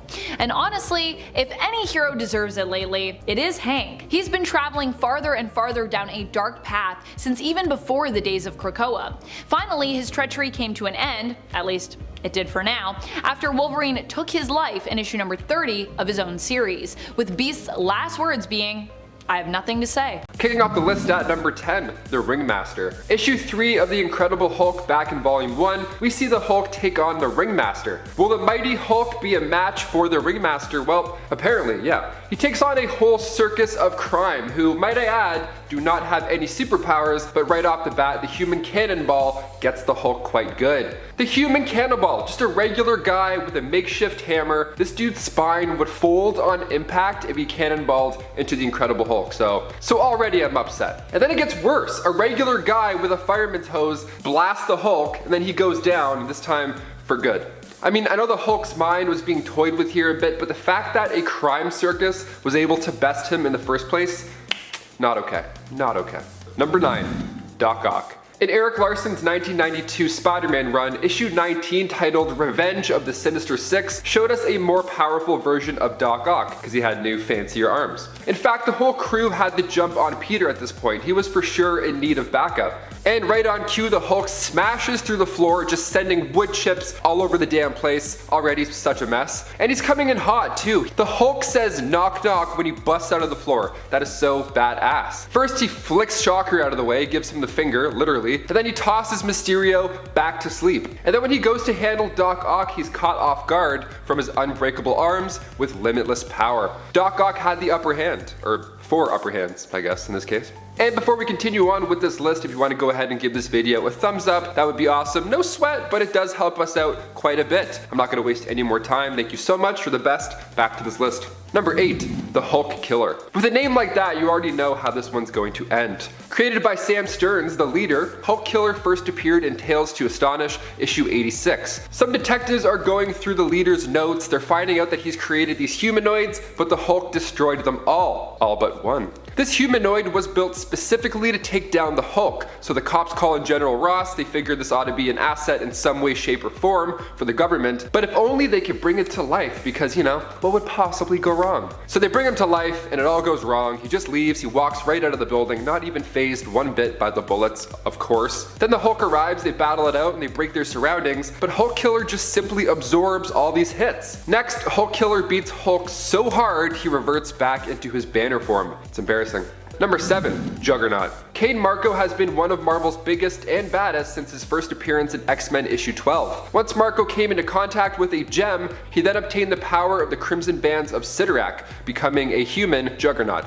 Literally. The Hulk on average can beat Juggernaut, but in Incredible Hulk issue 402, Hulk bumps into this Jack dude who he realizes is not just an ordinary construction worker after all, rather it's Marco. Hulk thinks he has him. He tries to save Juggernaut's life after he falls into quicksand, but then he tries to pull Hulk in as well, so Hulk's like, alright, forget it, I'm gonna let you sink. See ya. Then of course he popped out of the quicksand and the beating continued, and it kept going and going, and the Hulk went down until he was almost dead. And that's when Red Skull stepped in and told Kane that that was enough beating for now.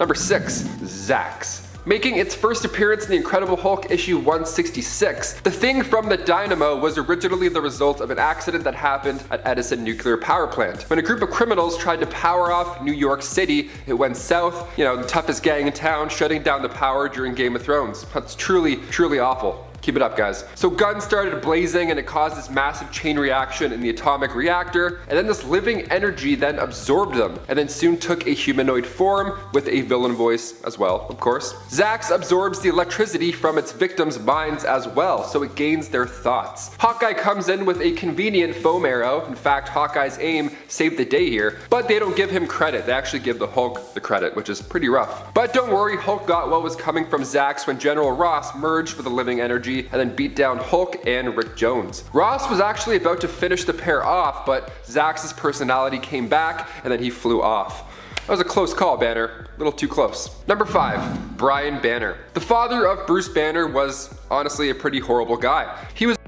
He killed Bruce's mother is honestly pure evil, and he of course was locked away for 15 years afterwards, and then when him and Bruce reunited down the road, Bruce accidentally killed him. Yikes. Now this isn't the end of his story though, because during the Chaos War storyline in Incredible Hulk's issue 619, his dad comes back as a Hulk demon who would get stronger the angrier Banner got. Now obviously this is a traumatic experience, going down memory lane can hurt quite a bit, so this demon Hulk dad would have finished off Bruce if Jarella didn't step in to save the day. Bruce has the brain and Brian's got the pain. The Banners are a wild bunch. Number 4, Horfin. Born the offspring of a frost giant and Fenris, Horfin first appeared in the Incredible Hulk issue 422. When the Warriors 3 and the Hulk were going after Agamemnon, they followed them to Singard Castle. Horfin was created purely to guard this castle, so now the Hulk has to fight a frost wolf. And this is pretty intimidating because when the frost giant Singard himself unleashed his Horfin, the order was to kill the Hulk right off the bat. No warning, nothing. Just go eat him. Bye, go. And it did. Yeah. I did mention this wolf was incredibly big, right?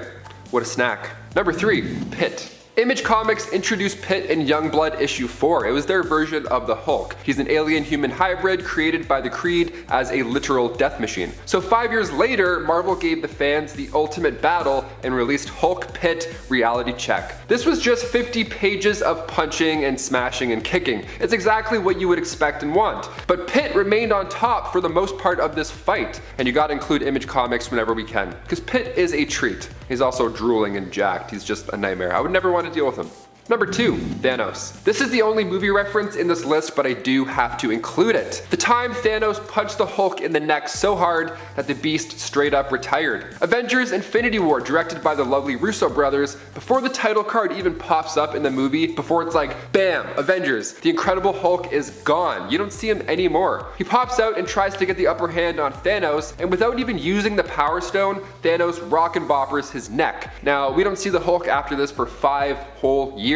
And even then, he's like taking selfies and dabbing. It's not the same at all. And finally, number 1, Maestro. Maestro comes from an alternate future on Earth 9200, the Future Imperfect storyline. Now this takes place 90 years in the future, and that Hulk had basically just absorbed all this radiation from our fallen planet over time. He gets stronger, and unfortunately he also gets smarter. This isn't a dumb Hulk that gets, hosed down at a circus. This is the Maestro we're talking about. So our Incredible Hulk goes to fight him, but on the way into the massive city of Dystopia, appropriately named, Hulk finds all these weapons and artifacts from all of our fallen heroes. This new world was much harder to survive in, even with superpowers. And that's when Hulk meets up with his old friend, Rick Jones. Rick fills Banner in that basically everybody's dead except for those residing in Maestro's dystopia. He would keep the radiation level low enough for people to survive, but he would also keep it high enough for him to continue being powered up. Maestro ends up Minecrafting his way to Jones' secret base, and the two Hulks come face to face. Now part 2 of the story is obviously just a massive fight.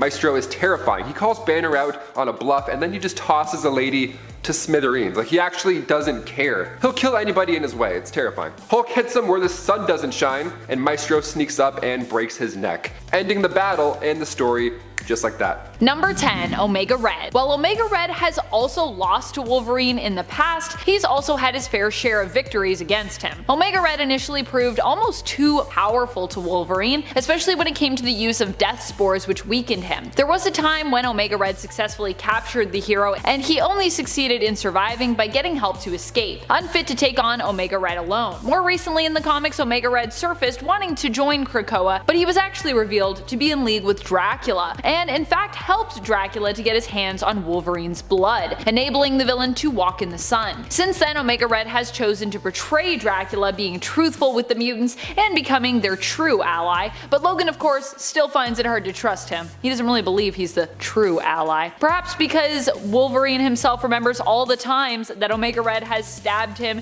in the front and the back, and just basically stabbed him all around with his carbonadium tentacles. Number 9, Mysterio. Mysterio in an alternate reality completely defeats Wolverine, and in the most horrible way. In the Old Man Logan continuity, Mysterio manipulated Wolverine, getting him to fight against and kill all the X-Men, explaining how this could have happened given all their amazing abilities by claiming that his friends would likely hesitate to take him out. Wolverine at the time thought he was taking on a bunch of supervillains who had invaded the mansion, and Mysterio also claims that Wolverine's ego is kinda to blame for him accepting the illusion. After all, Wolverine believing that he could have possibly taken on all of these supervillains himself all at once does seem pretty arrogant. I gotta say, I kind of agree with Mysterio here. And friends, before we move on to the next spot, if you are loving this list and you want more lists where we get to tell you stories about people kicking other people's butts, I love telling these stories, be sure to let us know by giving this video a thumbs up. Number 8, Sabretooth. Sabretooth has beaten Logan so many times that I've personally lost count. Sometimes it seems as though Victor's sole purpose has been to make Wolverine suffer. Case in point, how it became a tradition for Sabretooth to go and mess up Wolverine once a year on his birthday. Sabretooth has also been the mastermind behind a great deal of psychological plots to mess with Logan, including at one point pitting his son Daken against him, forcing Wolverine to kill his own son. Wolverine thought this was how it had to be at the time, but he would actually later learn that it all happened due to the machinations of Sabretooth. People don't often think about how smart Sabretooth is, but he's pretty crafty. Number 7. Mystique. Mystique is one of those villains you don't want to underestimate because, well, it's really dangerous to do so. Case in point, why do I say case in point so much? Who's been saying that to me that I've been putting this in my script? An example being when Wolverine thought he had killed her and would never see her again, only for her to return having been resurrected by the Hand to get revenge on Wolverine for killing her. She not only defeated him in a physical sense, but also in a mental sense, using him to get information and also to mess with his head when she posed as Yukio. She really messed with him.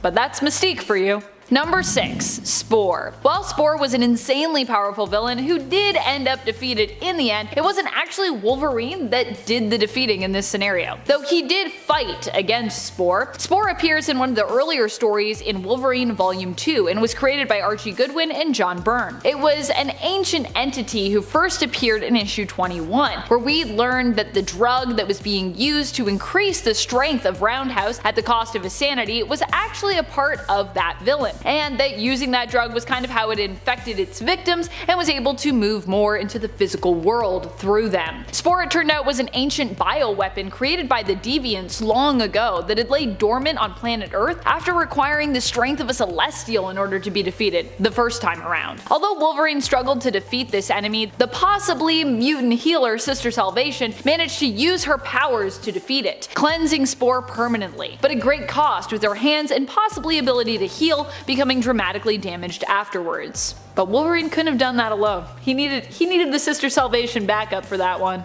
Number 5. Madeline Pryor. Another enemy who Wolverine likely wouldn't stand a chance against is Madeline Pryor. In the What If Inferno issue, we get to see what would happen if Madeline Pryor had won the day and she and Sim basically turned Wolverine into their little pet, unleashing his feral side and making him a complete monster. And I really do mean a complete monster. The hero doesn't even stand a chance against their influence as they help him to give in to the darker side of himself that he's always been working so hard to repress. It's even worse than losing a battle or his life, because in this story, Wolverine loses his morality and basically his humanity.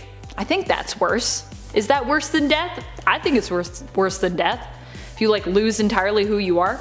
Number 4. Dracula. Dracula is a long-standing villain for the X-Men and Wolverine. As we discussed earlier with Omega Red, the villain recently managed to best Wolverine by concocting a plan to capture him and use his blood to power up himself and his other loyal vampires, forcing Omega to become his undercover agent on Krakoa. Of course, in the end, Omega Red would turn against him, allowing Wolverine and the other mutants to strike back, but during that first story of the new series back in issue 1, Wolverine saw himself pretty heartily defeated at the hands of Dracula, and what made it worse is that he didn't really even understand at the time that he had been playing right into Dracula's hands. Number 3. Magneto. Magneto is of course another major supervillain who bested Wolverine. He was the one responsible for transforming him into a feral version of himself, stripping Wolverine of the adamantium that coated his skeleton. This was a huge part of us learning more about Wolverine's abilities and his power set. This is when it was revealed that his claws were actually bone claws and they were themselves coated. We also learned here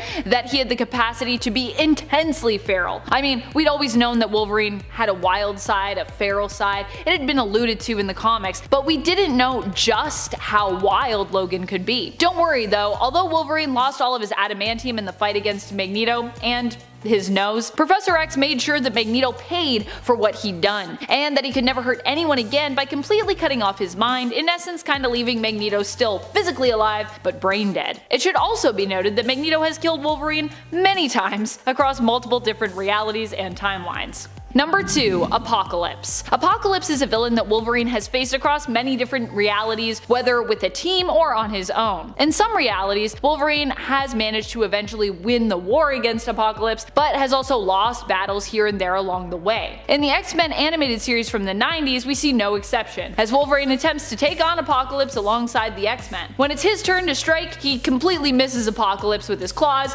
who manages to escape along with most of his horsemen. Kind of embarrassing.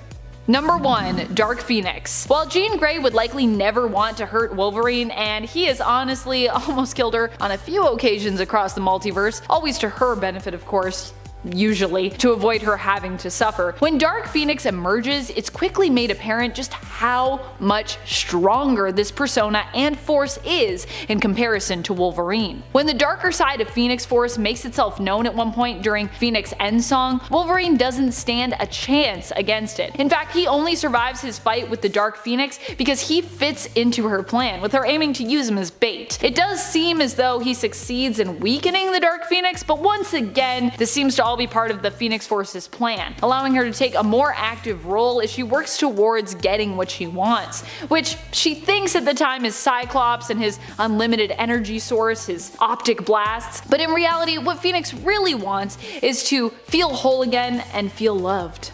What a lovely little moral at the end of that story. Number 10. Nightmare. Nightmare is one of Doctor Strange's most iconic villains. In fact, he was the first appearing alongside Doctor Strange in his first appearance. He has done quite a few things to threaten the Earth even while Strange has reigned as Sorcerer Supreme. But aside from that, he's also at one point succeeded in pushing Strange to his limits. During Last Defenders issue number 3, Strange returns to Greenwich Village in New York City to defend it against a stampede from Nightmare's dream realm. Unfortunately, at this point, he's too weak and exhausted to successfully defend against the stampede. Fortunately though, Damon Hellstrom arrives on the scene to lend a hand.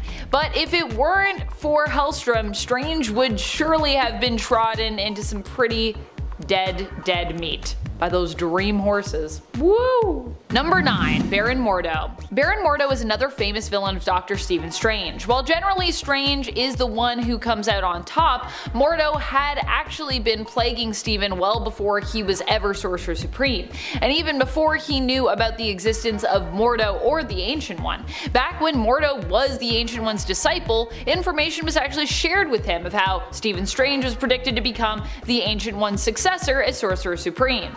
Pretty jealous, Mordo began to plague the then child Stephen Strange with nightmares, creating and utilizing a psychic construct. Eventually the Ancient One discovered this and ended Mordo's schemes, but Stephen would continue to be plagued by nightmares throughout his life due to the psychic construct within his mind. And friends, before we move on to this next spot, if you are loving this list and you are loving this channel and you want to show us some love somewhere else, head on over to Facebook, click that follow, click that like, help us on out. Number 8. MCU Caecilius. Technically, in the Marvel Cinematic Universe, Caecilius won the day. He ultimately lost the war though, as his plan didn't go quite as he'd hoped. But he was successful in opening up a gateway to the Dark Dimension, with which Dormammu could basically use to enter Earth, and our dimension here. Good old Earth 9999999. How many nines is in it? I forget. That reality. At least this is what Caecilius tried to do. In the end, Dormammu was stopped by Doctor Strange, who used his Eye of Agamotto to create a time loop that Dormammu would be forever trapped in until or unless he gave up and decided to leave Earth alone, which did end up happening after countless deaths of Doctor Strange, which also possibly created an infinite number of alternate paths across the multiverse and realities where Strange may actually be dead and where Dormammu was victorious. Who knows?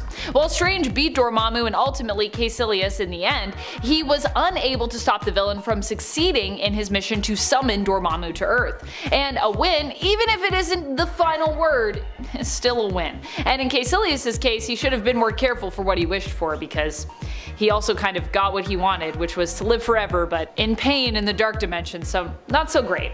Not ideal. Number 7. Loki. Loki has managed to pull the wool over Stephen's eyes on more than one occasion. At one point during one of their very first encounters, he managed to trick Strange into thinking that Loki's brother Thor was evil, causing Strange to basically confiscate Thor's hammer, Mjolnir. However, Strange soon realized the deception and as such helped Thor instead to defeat his tricksy brother Loki. More recently in the comics, Doctor Strange ended up duped by Loki when the trickster god believed he would be more well suited to the role of Sorcerer Supreme, and managed to basically trick Strange out of the role using extremely realistic illusions and deceptive ploys. Stephen spent a good amount of time when he was no longer Sorcerer Supreme working as a veterinarian, which is how he met Bats, who would later become his ghostly doggo companion. Number 6. Caecilius. But this time from the comics. Caecilius, I would say, is one of Strange's greatest villains. Despite just being the protege or disciple of Baron Mordo in the comics, he still managed to defeat defeat Doctor Strange in the ultimate way, by killing him. Although it seems that Strange wasn't completely caught unawares, as he had a plan in place should this happen, which allowed him to solve the mystery of his own death. And although Caecilius may have killed Strange, Doctor Strange ended up coming out on top despite the defeat, as his older self managed to avenge his death, dealing Caecilius a worser fate. His older self, his younger self that's from the past, it's like older but younger. It's confusing. Caecilius in essence wasn't just killed here, by the way. He was seemingly erased when older or past Doctor Strange, solving the mystery, decided to use Caecilius to bring back his main continuity self, temporarily at least, casting a healing spell which basically transformed Caecilius into Strange, in essence resurrecting the version of him that Caecilius had killed. But that's not very good for him, because then he's like, now I'm the person I killed that I hated the most. Shucks. Number 5. Dormammu. Although these two have fought on multiple occasions, with Doctor Strange managing to best or beat Dormammu, especially if he is on Earth and outside of the Dark Dimension, where he is the most powerful, when they first fought, Dormammu was in the Dark Dimension, and Strange was just kinda starting out as well, so he wasn't at max power. He was sent to the Dark Dimension to battle Dormammu in order to save the world by the Ancient One, who was basically too weak to do battle with Dormammu at the time. Stephen went taking his place, but also proved to be not really strong enough to defeat Dormammu. Instead, Stephen found a way around that battle, similar to his approach in the MCU. However, instead of trapping Dormammu in a time loop, Stephen at this point actually didn't even have the Eye of Agamotto, I don't believe, in the comics. He decided to help him out in order to beat him. You see, Dormammu had to expend energy to maintain a barrier in the Dark Dimension which kept out the Mindless Ones, and during their battle the distraction of the fight had caused him to drop that barrier. With the Mindless Ones on the loose, Stephen offered to help restore the barrier and keep the Mindless Ones out, and Dormammu begrudgingly promised that he would give up his attempt to invade Earth as a result. At least this time. Number 4. Enchantress. Oddly enough, despite both being very much tied to the world of magic over at Marvel Comics, Doctor Strange has not really had many battles against Enchantress. However, during the Acts of Vengeance crossover event, the two did end up getting matched up for a battle in his series, Doctor Strange Sorcerer Supreme. In issue number 12, we see these two face off, and Enchantress, along with Executioner, proved to be too much for Strange to handle. First of all, he is successfully seduced into attending a meeting with Amora the Enchantress in the evening, not even seemingly recognizing her as the Enchantress previous to her reveal, and even though people are basically like, don't go there, he does it anyways. Then they begin to battle, and Enchantress and Executioner's Asgardian heritage makes them seemingly too much for Strange to handle. Fortunately, Clea shows up just in time to basically save his magic butt. Number 3. Batman. There have been many times that Superman and Batman are pitted against each other. It's always a fun story, and it's always a big seller. And for some reason, we tend to see Batman with an edge. But in Lex Luthor, Man of Steel, Lex Luthor gives Bruce Wayne a shard of green kryptonite to use against Superman. Historically, this has always been an issue, but in this story, Superman just uses his super breath to blow the shard out of Bruce Wayne's hands. That's all he had to do. After it falls to the ground, Superman drags Batman through the air and drops him. Superman throws a punch at Batman, but just as he's about to turn Batman into a red smear, he stops short of smashing his nose, just to prove a point. Superman can easily destroy Batman if he wants to. Yes, Bruce can win and has multiple times, but with so much more effort than Superman ever would need to put in. And this proves it. Number 2. Revenge denied. After discovering the planet of the Superman Revenge Squad, Superman charges at the planet with a full frontal assault, armed with nothing but his abilities and a strange package attached to his chest. The Revenge Squad fires all of their most dangerous, most powerful weapons at Superman, firing everything they think will take out the Man of Steel. They all impact on Kal-El, and his villains think they've won. For a moment. But when the dust settled, they didn't even leave a scratch. Instead, the package on Soup's chest detonated, encircling the whole planet in a layer of mist. Superman then yells down to the villains, explaining if any of them pass through the mist, leaving the planet, they will suffer total amnesia, forgetting any hatred they have for Superman. So, they can remain trapped on their base, being angry and upset, or they can rejoin the cosmos devoid of all grudges. Either way, he doubts he will ever see them again, and then he just flies back home. Cold. Hey y'all, I hope you're enjoying this list so far. We're gonna get on to the number 1, but before we do, I just wanna say thanks for watching. Don't forget to whack that like button like Superman with so many of these villains. It really helps us out here. Okay, on to number 1. Number 1, RSVP. In the Man of Steel story, Lex Luthor and Superman have been rebooted. Lex Luthor is an evil billionaire instead of a mad scientist, and he is also ginger. Clearly evil. Lex is so rich and powerful he believes he owns Metropolis, and by extension, he believes he has a say over the things that Superman does. He's essentially got a humongous ego, which is always the path to an embarrassing downfall. When Luthor plans a terrorist attack on his yacht to test Superman, he sends an invitation to the boy in red and blue. Superman just, doesn't show up. That's it. He doesn't even give Lex the time of day.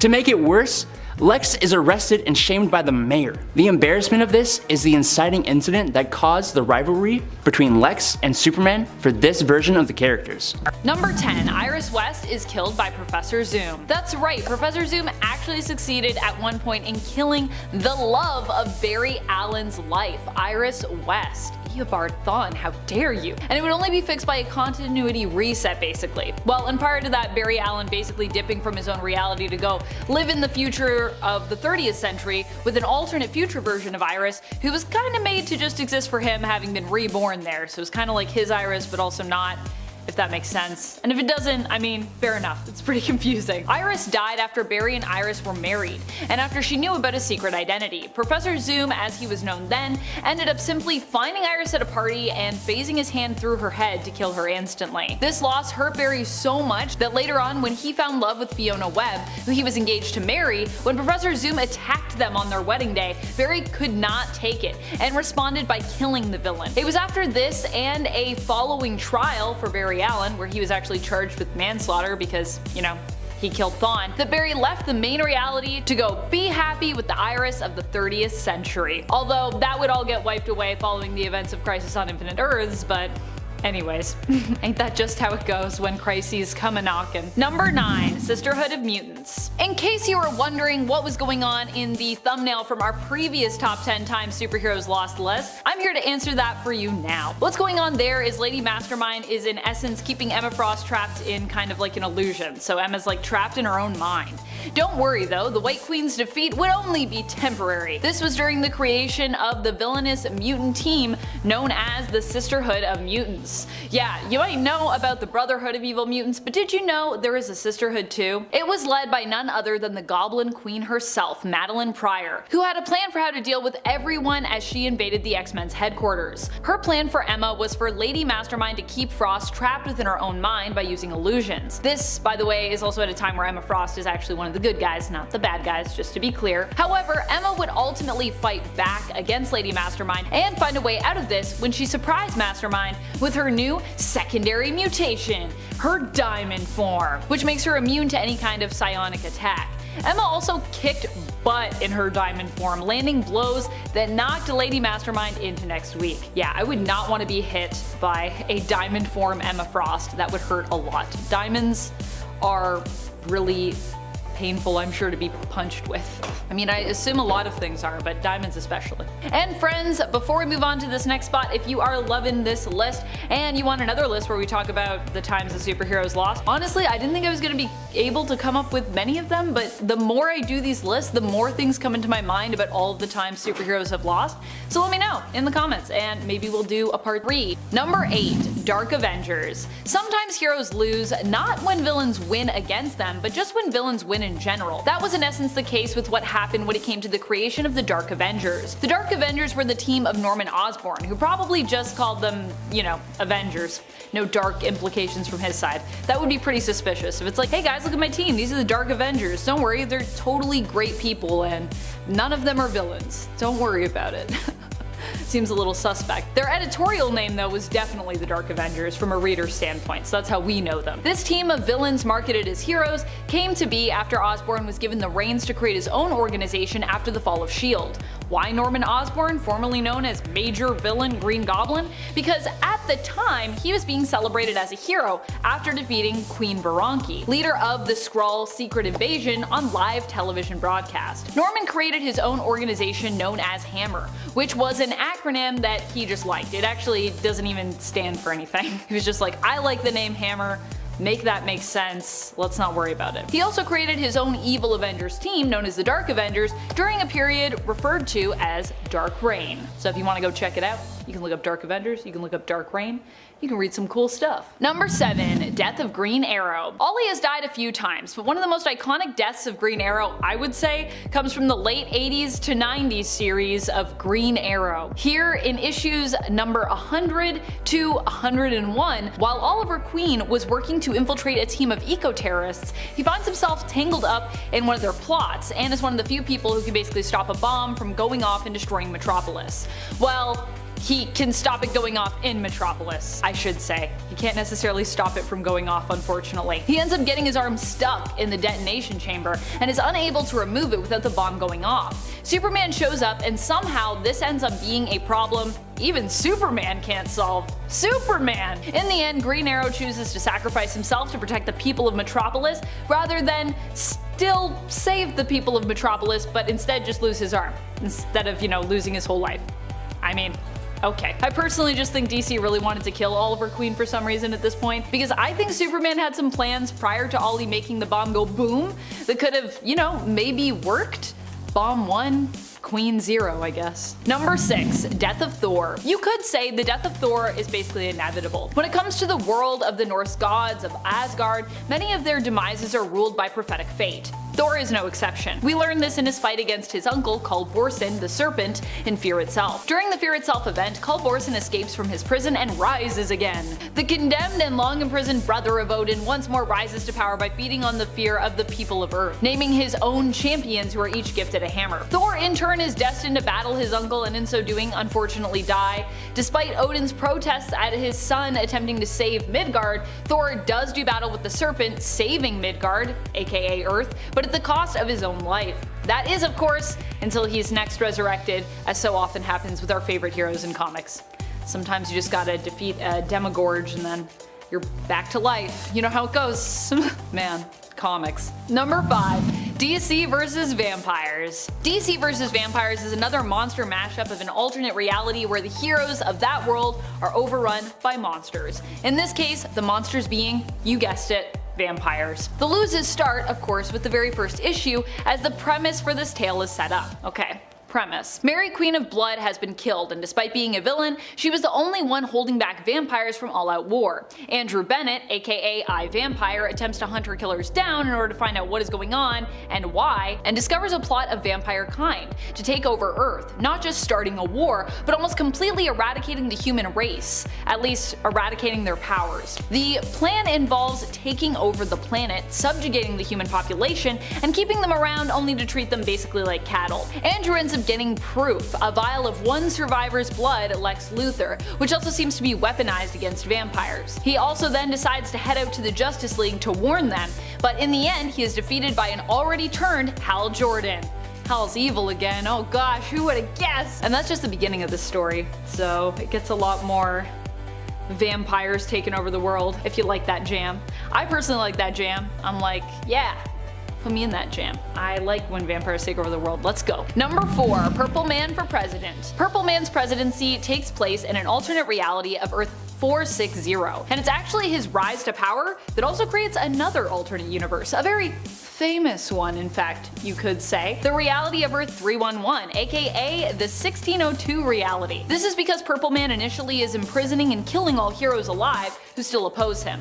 But with Captain America, Kilgrave sees a greater threat there. If he kills Cap, Cap will basically become a martyr to the people. So instead, Purple Man simply removes Cap completely from the playing board, but not in such a way that the populace can't rally around, Cap's defeat or death. Kilgrave sends Rogers back to the year 1599, and thereby accidentally creates a superhero reality set in the past. That of 1602. Number 3. Death Metal. During Death Metal, our heroes lost hardcore. That is before they won, but still, they lost at one point. They are lucky they were permitted to stick around, as that is the only way they were able to come back from such a dark place. Pun intended. Because it's Dark Knights, Death Metal. Get it?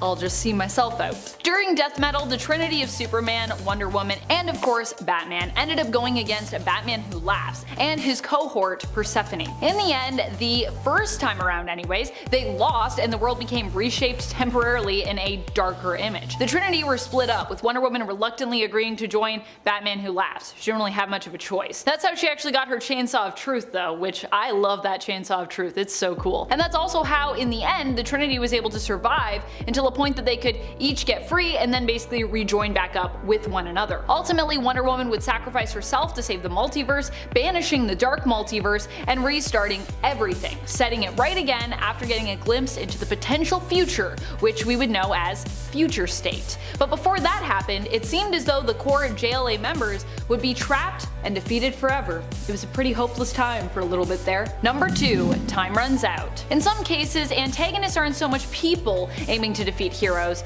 but are instead simply seeming natural occurring disasters which cannot be stopped. Sometimes that's the villain of the story. No matter how hard our heroes try, they just can't beat it. That is essentially how Time Runs Out ends, with Iron Man and Captain America being crushed by the unavoidable doom that is the Incursions.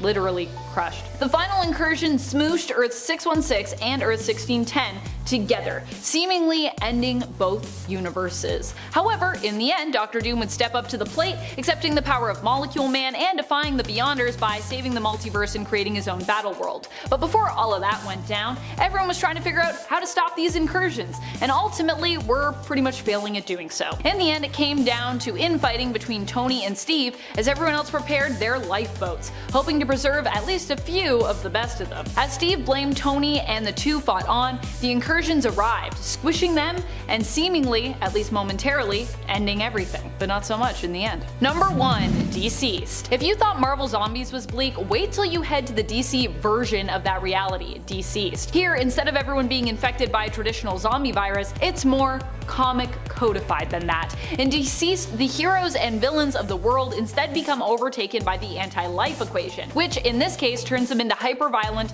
seemingly mindless beings driven only by rage. Basically, different versions of zombies. Poor Cyborg even ends up kind of as patient zero in this, spreading said virus to the rest of the population and infecting many beloved heroes the world over. Number 10, One Punch! One of the wildest times I can think of when it comes to a hero getting put in their place would be when Guy Gardner challenged Batman for leadership of the Justice League. Challenging Batman to a fistfight, Guy removed his Green Lantern ring, talking a big game before getting knocked out with one punch. I mean, Guy Gardner normally with his Green Lantern power could easily overwhelm and defeat Batman, let's be real here. But of course Guy's ego would be his weakness here, thinking he could take on Batman without his powers. I mean, Batman might be a human, but he's probably one of the most skilled, experienced, and honestly smartest humans around. So how Guy thought he could stand a chance against him, I honestly have no idea. Although I would have expected him to last a little longer in the fight than about 2 seconds at least. Quite embarrassing. And friends, before we move on to our next spot on this list, if you love what we do here at Top 10 Nerd, be sure to let me know by giving this video a thumbs up. Number 9, now get out of that stupid body. I don't know why I said it like that. Could you imagine if Gene said it that way? Also, fun fact, all of my points here are quotes, so if you want to try to guess where they're from before I tell you, feel free in the comments. While there is the what if where Emma gets the Phoenix Force, this isn't the only time that this actually happened. In fact, this has also happened in the main continuity when the Phoenix returned to Earth. For a brief time in Phoenix Endsong, Emma was the Phoenix's host. However, this didn't last too long, as Jean was returned to collect the Phoenix and take it back, as it was considered to be a piece of herself. And of course, seeing that it was too much power for Emma and that it was corrupting her. Emma thought that she could handle the Phoenix Force until Jean came and put her in her place, reminding her that actually, she couldn't. And while insulting her and the Phoenix, also helping to set her and the Phoenix free again from one another. Number 8, good luck, Pine Martin. I don't know if Wolverine actually deserved this one, but it definitely is something that happened and it was brutal, so hey, we're gonna talk about it. Punisher Punisher in Marvel Knights Punisher once teamed up with the old Knucklehead to take down a gang of little people. However, Punisher had his own approach to handling them that differed from Wolverine's. Basically, Punisher just wanted to completely destroy the gang, whereas Wolverine seemed more interested in bringing them to justice. Punisher thinks this is because Wolverine is also shorter in stature and is therefore somewhat allied with the gang, and this clouded his judgment. More likely, however, is the reasoning that Wolverine just found Punisher's approach to be simply too brutal. As punishment for this somewhat betrayal, Punisher proceeds to use and mistreat Wolverine severely, blasting off his face, allowing the gang to attempt to remove Logan's limbs, shooting him where the sun don't shine, and finally steamrolling the hero, all while ridiculing him verbally. Number 7. You know this is supposed to be unbreakable glass, right? This is a great one. While Spider-Man and Wolverine were both on the Avengers, they stayed at the Avengers Tower. This was when Peter and MJ were still married, and so MJ was staying there with them. However, after some bad press, MJ left their room in tears while Peter was still asleep. During his pursuit of MJ, he runs into Wolverine, who seems to have also heard the bad news. Wolverine insinuates that MJ might not have messed up so badly and probably wouldn't even be with Peter if she had some brains to go along with all that beauty. Peter's reaction is also additionally aggravated by the fact that the bad news in the press is suggesting that Tony Stark is basically having an affair with the married young actress. Frustrated and upset, Peter picks up Wolverine and tosses him out of an Avengers Tower window. That's really high up. Not only is that a long way down, but the windows are all apparently completely unbreakable, or at least they were designed to be. Ouch. Number 6. We're in my mindscape now. You might be surprised to hear that Emma Frost, who herself has her own list of misdeeds, was at a time the one to call out Professor X for his. Now, granted, if you've been following along with modern comics, then this might not surprise you too much, as a while back, it was basically established that Professor X is actually kind of one of the worst people sometimes. When you think about how he trained young students to basically fight, constantly putting them in danger, I mean, kind of makes sense. And then you also learn that the Danger Room he used to train them with became a sentient AI mutant itself, whose sentience he kind of just chose to ignore so he could keep using it to train young mutants. And when you consider how many times he's manipulated people's minds for reasons he deemed as necessary. I mean, in this case, Emma laid a trap for Charles in his golden boy Scott Summers, aka Cyclops' mind. With Scott's consent, of course, Emma knew that Charles would try to infiltrate Scott's mind, and when he did, she'd be there to give him a taste of his own medicine. And that is exactly what she did, shaming him and blaming him for much of the misfortune in Scott's past. Which, to be fair, kind of true.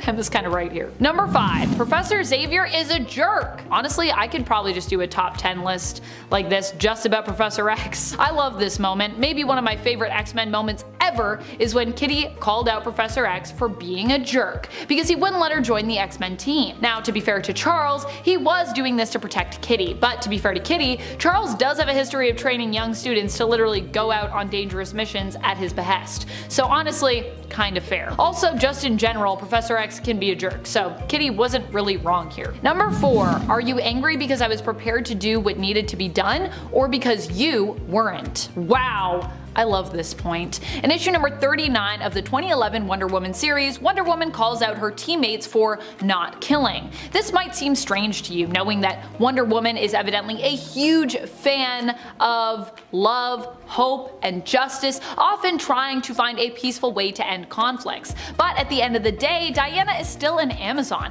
and has also been the god of war. She is a warrior, so although she does believe in peaceful resolutions, there are times when she acknowledges that to protect innocence, sometimes blood must be shed. In this case, thousands of people were killed by an enemy who was using humans as food source for his bug-like alien queen, and Wonder Woman almost killed him for it, until she was stopped by Superman. Batman later reminds her that if this villain dies, the blood will be on Diana's hands, to which she retorts, "Are you angry because I was prepared to do what needed to be done, or because you weren't?" Calling out Bruce for how ridiculous his one rule really is. Which, to be fair, I'm kind of on Diana's side here. I feel like she's got some points. Sometimes some villains do need to be removed, I think. Sometimes. In this case, killed thousands of people. Number 3. Don't let me out for a month, no matter what. I think this is probably one of the most heart-wrenching moments on our list, of someone being put in his place. And while Alfred was the first one to kind of do it in this story, ultimately it's Batman who makes that final call. This happens before Bane had even appeared in comics,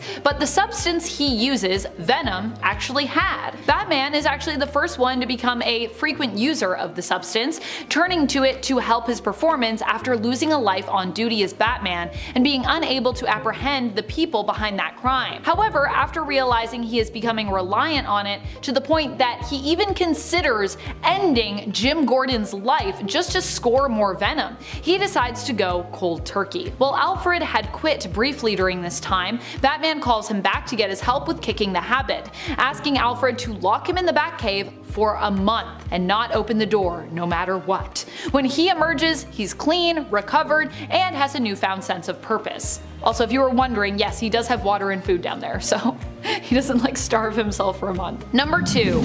Never imagined you actually had one of these. Oof. This is quite the deep insult from Kitty Pryde, who honestly sometimes can be as cold-hearted as Emma is known to be. At one point, Kitty ended up attacking Emma when she became the Phoenix, also merged with the remnants of Cassandra Nova's psyche. Granted, this all went down in a what-if story, to be clear, but one that is definitely based on a very real perception that the whole X-Men team and school staff have of each other. Proving how powerful she is, Kitty used her mutant phasing powers to stop Emma in her tracks, even as she was turning into her diamond form and even with the Phoenix Force. While Emma was attempting to fight against both the Phoenix and Cassandra Nova in her mind to drop her shields and basically surrender, Kitty snuck up behind her and phased her hand straight through Emma's back, reaching all the way through to the front of her and grabbing her heart along the way, phasing it right through Emma's body. Tossing Emma's heart onto the ground, Kitty then remarks how surprised she was to find out Emma actually had one. Now that is cold. Number 1. Because of you, none of these things will ever happen. You know we had to talk about this one. Talk about putting someone in their place. That is exactly what the Watcher does, whose interaction with Beast here, aka Dr. Hank McCoy of the X-Men, served to inspire this very list. After some meddling with the timeline in an effort to bring back the young X-Men to show Cyclops the error of his ways, Beast is confronted by the Watcher. The Watcher gives him visions of his friends finding happiness in the world. When he says to the Watcher that he doesn't understand the meaning of his warning, as he himself does want his friends to be happy and feel loved, the Watcher responds saying that because of Beast's meddling with the timeline, these are visions of things that will actually never come to pass, entire realities that have been completely wiped out. Ashamed, Beast asks the Watcher for help to set things right again, to which the Watcher responds, "I am the Watcher, I do not act. And you disgust me, Hank McCoy." That's brutal, man. Ugh, I'd be so embarrassed if the Watcher said that to me. Number 10. I will never forgive you for this. Really, there are 2 moments in here where John Johns, aka Martian Manhunter, puts John Stewart, aka Green Lantern, in his place. But I'm going to be focusing on just one for now. Maybe if we do a part 3, I'll get to tell you about the other one. In this instance, Martian Manhunter was on a mission with Green Lantern. They went to Xanshi to find and disarm a device that threatened to destroy the planet. They managed to find it, but when John Stewart decided to go it alone, seeing Martian Manhunter as kind of dead weight, as someone who was slowing him down, he ended up making the biggest mistake of his life. When he finds the device, he is prepared to destroy it, assured that with his Green Lantern ring, nothing can stop him from doing so, only to find out that it has been completely painted yellow, his one weakness. Without enough time to think of a solution, the device goes off, destroying the planet and all the life on it. Later, amidst the wreckage in the vacuum of space, John, who is still alive thanks to the shield Green Lantern put around him, looks on in shame at Green Lantern. Thanks to your arrogance and stupidity, I have now seen 2 worlds die. I will never forgive you for this, says Martian Manhunter to John Stewart. And friends, before we move on to our next spot on this list, if you love what we do here at Top 10 Nerd, don't miss out on our content, be sure to click that subscribe button and turn on those notifications so you can keep an eye on when we do more videos like this one. Number 9. See ya! I love this moment. Oh boy, what a wild one. Spider-Man definitely puts the X-Men in their place here. Although this is not intended to be a well-earned kind of take that moment, it definitely ends up as one. Really, this fight comes out of a miscommunication though. Had Spider-Man fully understood what and why the X-Men were thinking of leaving, he may have not behaved quite as rashly here. Although, then again, this is like earlier on in Spider-Man's life, so maybe he would have. The X-Men in Secret Wars were thinking of leaving where they were stationed near the Avengers and the Fantastic Four, because they felt they were not fully understood and accepted, being mutants. When Spider-Man was exploring and he stumbled upon them and overheard this plan, Professor X called out, sensing Spider-Man's presence, and was instantly slapped aside. While all the heroes call for Spider-Man to wait and listen before reporting their thoughts to the Avengers, he makes quick work of just about all of them, including Colossus, Wolverine, Rogue, Storm, Nightcrawler, and Cyclops, and all at once too. Embarrassing. Number 8. You are never anything more than a sheep in wolf's clothing. Yeah, Stephen Strange Jr. sure had it rough in the Ultimate Comics universe of Earth 1610. In his fight against Dormammu, he is handily put in his place as being the last and least of his line, which is pretty intense and honestly should be an ultimately unfair label, considering that while his father was absent for a good part of his life, his mother Clea, who is also an extremely gifted magic user and actually hails from the Dark Dimension, raised him. So you'd think he would know better how to handle Dormammu, but apparently not. After Dormammu calls him out for being the least of his line, he uses Strange Jr.'s own clothing to defeat him, wrapping him up so tightly that his head basically pops. Number 7. I was busy remembering to put on all my clothes. Oh boy! The feud between Kitty Pryde, aka Kate Pryde as she is now known, and Emma Frost is a long and involved one, and it reared its head once more in Astonishing X-Men issue number 1 from 2004. Kitty is asked to join the mutant school as a staff member and ends up being late on her first day. When Emma calls her out for this on stage and for making a dramatic entrance in front of the whole student body, Kitty responds by calling Emma out, saying, "I'm sorry, I was busy remembering to put on all my clothes." Emma's, always kind of sexily dressed, so I understand why Kitty would say this, but also, I mean, it's Emma Frost, that's how she do. I love how these two women constantly call each other out though, but then now they're like kind of BFFs. Pretty fun journey for them. Number 6. Aren't you wanted by the police? This is an Outlaws Anonymous. Ouch. This one hurts to go back and read. This comes to us from the first issue of Spider-Man. Well, just starting out here, there are a bunch of moments where both the Fantastic Four and Spider-Man are put in their place during their interaction with one another. First of all, Spider-Man, wanting to join the FF, sneaks into the Baxter building successfully and manages to prove his prowess by defeating the Fantastic Four single-handedly. Meanwhile, they put Spidey in his place when they find out he came looking for a job. One, they insult him for even trying to audition for their team in such an aggressive manner, while also being a wanted potential criminal, someone they would rather never associate with, at least not at this time. 2, they also let him know that they are a non-profit, so they don't actually make money, ridiculing him for even thinking that working for them would be considered a 9-to-5 style job in terms of the pay. Just a big ouch all around. Number 5.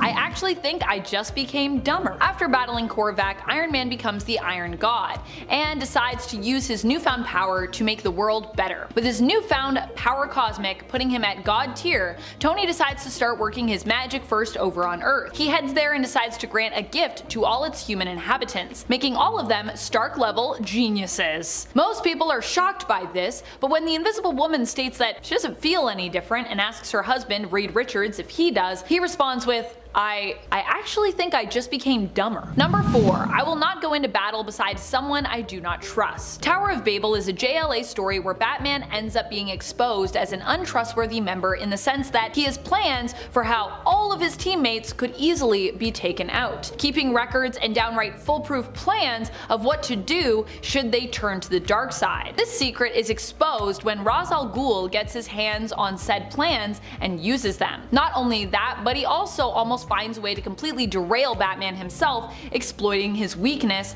the loss of his parents, so that he can do nothing to stop him. In the end, the League are able to rise up and beat Ra's, but they are left with the decision of what to do with Batman. Ultimately, they decide to put him in his place by kicking him off the team. Alright, at number 3 we have the time when the Flash turns Inertia into a living statue, and then puts him in a museum. This is a pretty brutal punishment once again, and definitely something Inertia is not expecting. I mean, who thinks they're going to be overpowered on this level? After Kid Flash grows up, he takes over the moniker of Scarlet Speedster, filling in the role of the Flash while the mantle is basically unclaimed at the time. But he's eventually killed by Inertia, which is a pretty sad outcome for Kid Flash. And when Wally West returns as the Flash, he hunts down Inertia and confronts him about this incident. But Inertia doesn't seem sorry at all.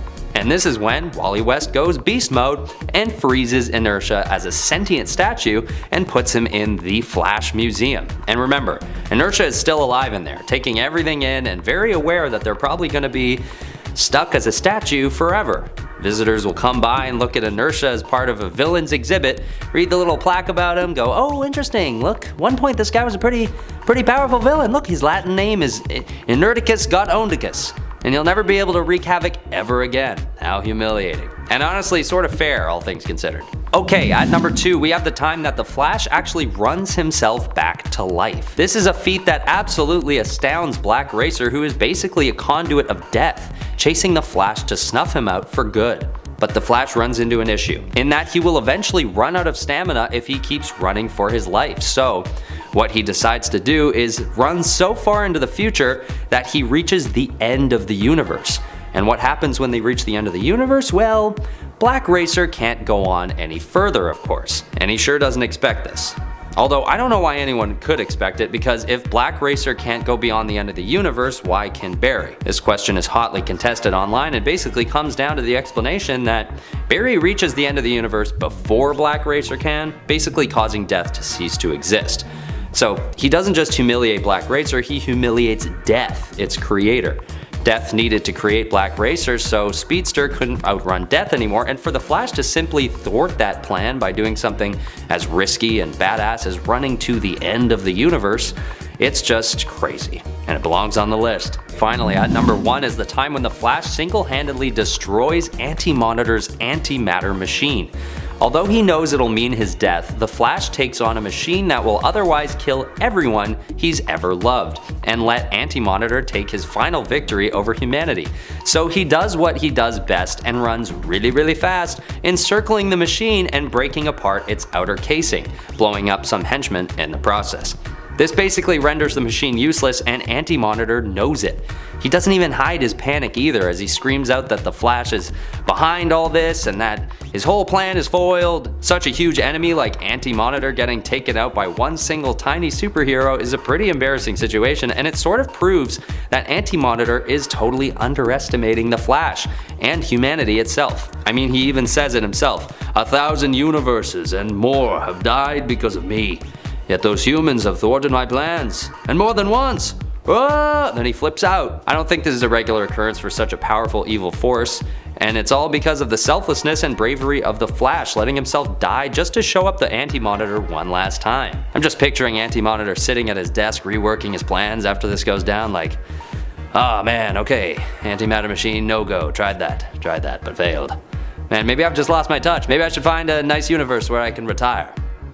Maybe I should just relax for a bit. How was that Anti-Monitor impression? Is that how you think he talks? Coming in at number 10, we've got an honorable mention for the time that the Immortal Hulk buried a similarly immortal villain alive within a mountain, in an incident that was a bit less embarrassing and a bit more existentially terrifying. While on the run, the Hulk found himself running into a mad scientist known as Dr. Fry, who had attempted to conquer death through the use of gamma radiation and had accidentally both poisoned his hometown and turned himself into a glowing skeletal creature that would cannibalize anyone stumbling across his mountain cave. Since he was unable to kill him, the Hulk wound up trapping Dr. Fry within his mountain cave without the use of his arms or legs, essentially burying him alive. Note to self: do not get on the Hulk's bad side while also being immortal. Coming in at number 9, we've got either the best or worst Hulk pun of all time used against the Red King. Following his exile from planet Earth, the Hulk found himself as a gladiator combatant on the planet Sakaar, battling in fights overseen by the cruel leader of the planet, Angmo Asan, aka the Red King. In a final battle to take back the planet, the Hulk led a force of rebels against their captors, and went head-to-head against the Red King inside his own arena in a sword duel to the death. And while the fight itself was pretty cool, the icing on the cake was the final pun as the Hulk defeated his foe with his sword and cried out, "Hulk slash." Coming in at number 8, we have the Incredible Hulk versus Black Bolt, King of the Inhumans. Following the Hulk's extended stay on Sakaar, and following the death of the love that he'd found on the planet, the Hulk began making his way back to Earth to face off against the heroes that had sent him into the cosmos in the first place. He was intercepted on the Earth's moon by Black Bolt, who used his incredibly destructive voice to whisper enough at the Hulk when he refused to back down. An attack that likely would have killed anyone else, but left the Hulk still standing, grinning, and saying, "I didn't come here for a whisper, I want to hear you scream," which just might be the most badass thing ever dared to be said to Black Bolt. Coming in at number 7, we have the Ultimate Hulk literally eating Herr Kaiser. As one of the first major enemies faced by the Ultimate superhero team, Kaiser was a Chitauri warrior that had infiltrated Earth during the Second World War and was able to fight toe-to-toe with both Nick Fury and the Super Serum enhanced Captain America. As a last-ditch effort to defeat the villain, the Ultimates unleashed the Hulk to defeat their shape-shifting foe, who decided to ensure Kaiser could never return by eating his corpse and then destroying the feces that resulted from the meal. There's overkill, and then there's being overkilled by the Hulk. Coming in at number 6, we have the Ultimate Hulk versus Ultimate Abomination. In another example of the Ultimate Hulk being vicious as hell, the Abomination was an attempt to recreate the conditions that had made the Hulk, but hoping to improve the process and allow him to be controlled. The Abomination had all of the Hulk's strength, but retained all of his human brain power after the transformation, which was intended to help the Abomination permanently put down the Hulk, but still led to Abomination being absolutely torn to shreds, with the Hulk adding salt to the wound by claiming, "You think too much," a final backhanded insult to show that being smarter isn't always going to lead to better outcomes. Coming in at number 5, we have the original Marvel Universe's Hulk versus Abomination, which somehow manages to be even more of a complete victory than the Ultimate versions. After Abomination was blamed for the death of Bruce Banner's wife, Betty Ross, the Hulk went on a complete rampage to destroy Abomination, something the villain intended to finally figure out which of the two green giants was stronger. But in a final humiliating moment, the Hulk had the opportunity to finally kill Abomination, but instead chose to revert back to Bruce Banner, showing his humanity and proving to Abomination that Banner had the strongest willpower of all, the ultimate defeat for Abomination. Coming in at number 4, we have Hulk smashing Loki in the original MCU Avengers film. For years, comic book fans had been yearning to see a proper adaptation of the Jade Giant on screen. And while earlier live-action Hulk films were ambitious in their own ways and had their own unique moments, the most iconic and defining Hulk moment finally came when the Hulk joined the Avengers in their first team-up movie and interrupted Loki's monologuing to give him the beatdown he deserved. This was the Hulk we'd all been waiting to see, and hearing Cap tell him to smash, or the Hulk saying "puny god," they were definitely worth the wait. Coming in at number 3, we have the Hulk killing Maestro with the explosion that created him in the first place. Bruce Banner often has to face off against different mental versions of the Hulk inside his head, but this alternate version of himself from a post-apocalyptic future is the real deal.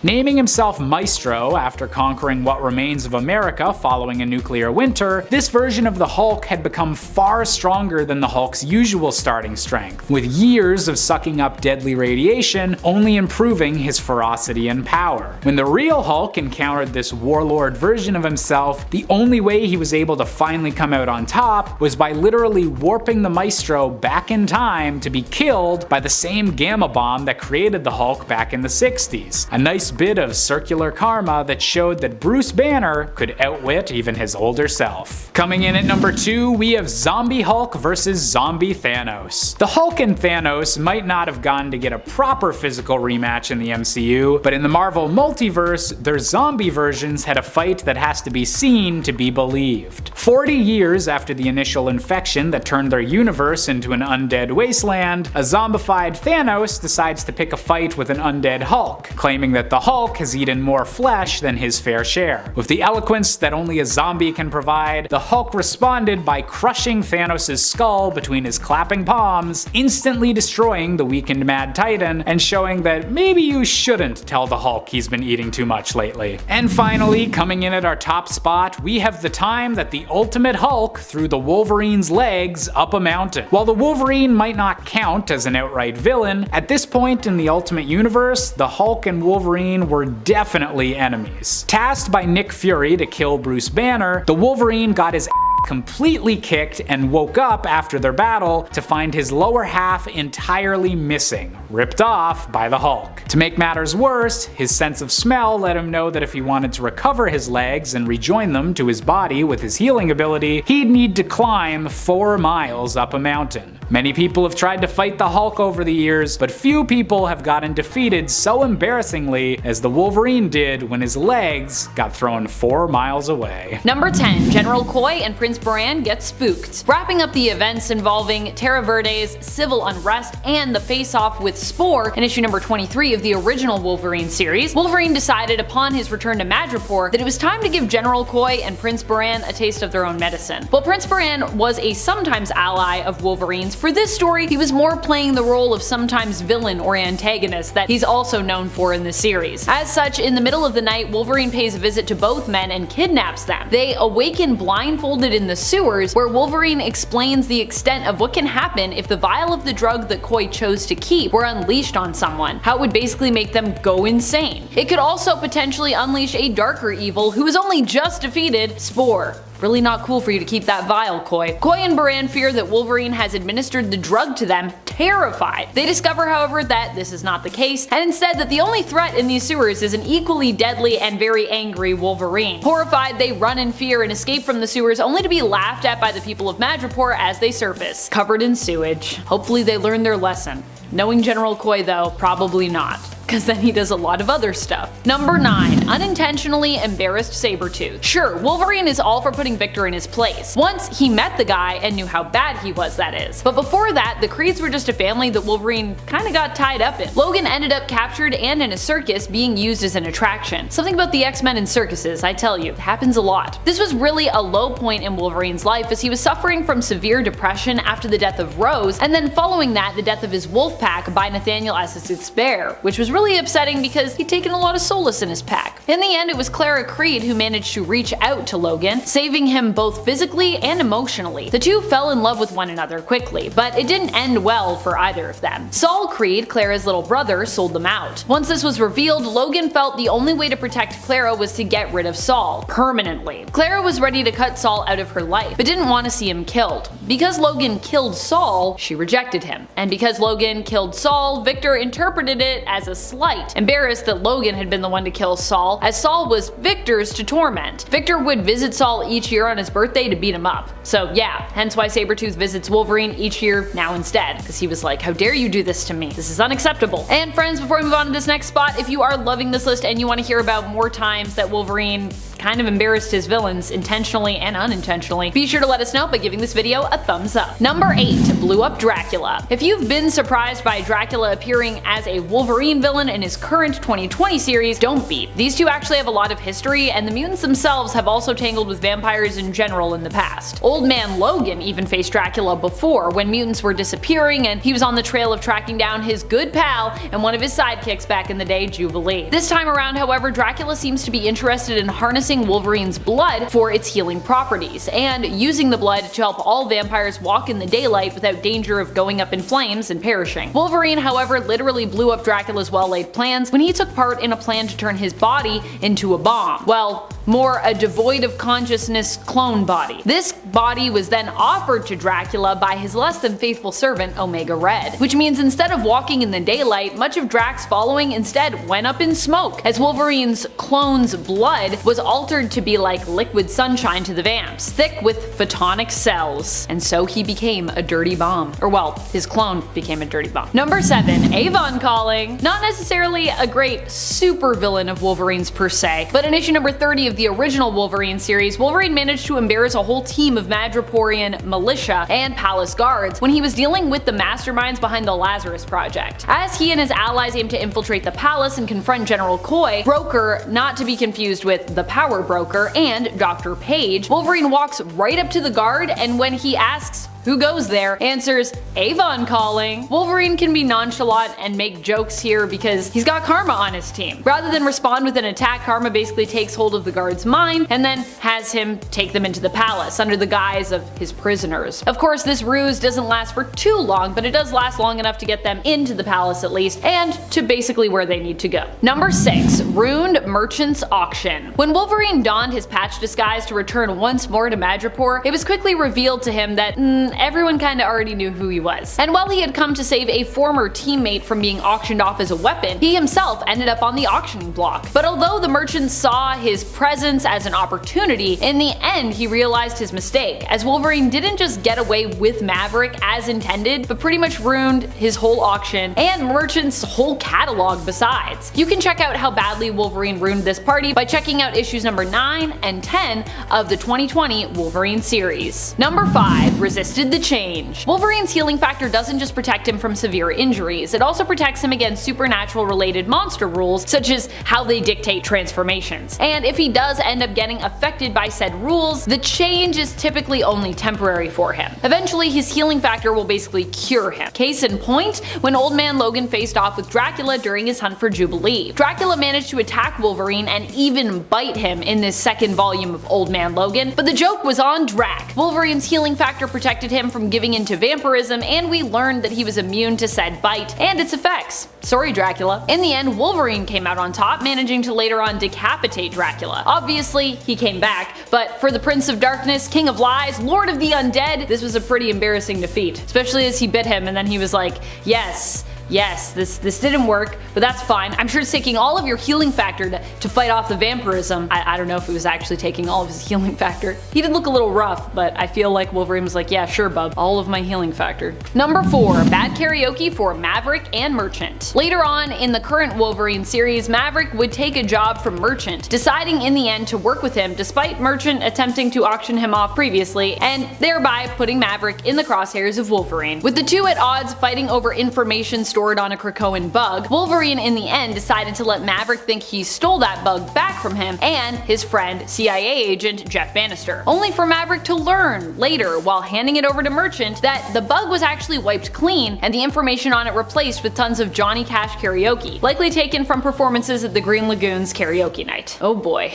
Number 3. Omega Red versus the Wolverines. You mess with the Wolverine, you get a bunch of them that you have to deal with. You get all the Wolverines. As was evident when Omega Red came to Krakoa seeking to claim what his mutant given right was, to take refuge on the new mutant island nation. And, you know, not be condemned or anything, even though he did bad stuff in the past. However, not everyone was able to forgive and forget when it came to his past, namely Wolverine. Still suspicious of Omega Red, once it seemed as though he'd seen him appear outside of Krakoa and kind of trap him in ice, Wolverine was ready to confront him, already having an uneasy feeling about his former nemesis since pretty much day one. However, when Wolverine explained what had happened to him, to his family, they weren't ready to let him go in alone. He was joined by Daken and Gabby, who both showed Omega Red how easy it was to sneak up on him and get him in a trap. In the end, the discussion had to be tabled, but it was pretty fun to see the look on his face when the Wolverine family came together to attack him. If you were wondering where Laura was, by the way, she'd likely still be in the vault at this time, as per her adventures in the 2019 X-Men series, which is why she wasn't there. Otherwise, I'm sure Laura would also be there. Number 2. Found the perfect match for Solemn. After it was revealed that Solemn had taken Logan's Muramasa blade and ended up giving one such blade to the Iraqi pirate Severe during Solemn's escape from him, Wolverine tracked Solemn down. He confronted Solemn and was convinced to take on Sever with him together. Later, Solemn bailed on this confrontation in typical Solemn fashion, it seems. However, Wolverine had a few tricks up his sleeve. Realizing that he and Solemn were fairly even matched, he decided to call in some reinforcements. Wolverine went to the White Queen, Emma Frost, and had her join him in their confrontation of Solemn, which she was happy to do as she had her own score to settle with him. They pursued Solemn to the sliver of remaining Araco Island on Earth where he was hiding out. And let's just say that while Wolverine and Solemn could likely fight against one another all day to only really reach a stalemate, Emma was out of Solemn's league. She interrogated him, much to his dismay and embarrassment, because Emma of course can easily access almost anyone's hidden dirty secrets and desires, no matter how dirty and secret and hidden they are. So now she knows everything about Solemn, whether she wanted to or not. Number 1. Ultimate Family Jewels. Oh boy. Of course, a lot of embarrassing moments would come from the Ultimate Universe, wouldn't they? This one hails from issue number 12 of the Ultimate X-Men series. Here, Ultimate Wolverine and Ultimate Sabretooth face off, only for Wolverine to completely embarrass Victor in this fight. As Sabretooth holds Wolverine beneath the water, making him suffocate and killing his brain cells, Wolverine counterattacks by going for his, family jewels, as he calls them. His retort to Sabretooth mocking how he'll never be considered a brainiac now turns to tears and pain as Wolverine responds that at least he's smart enough to cover his family jewels in a fight before he tackles Sabretooth off a cliff. Wow, what a way to finish a fight.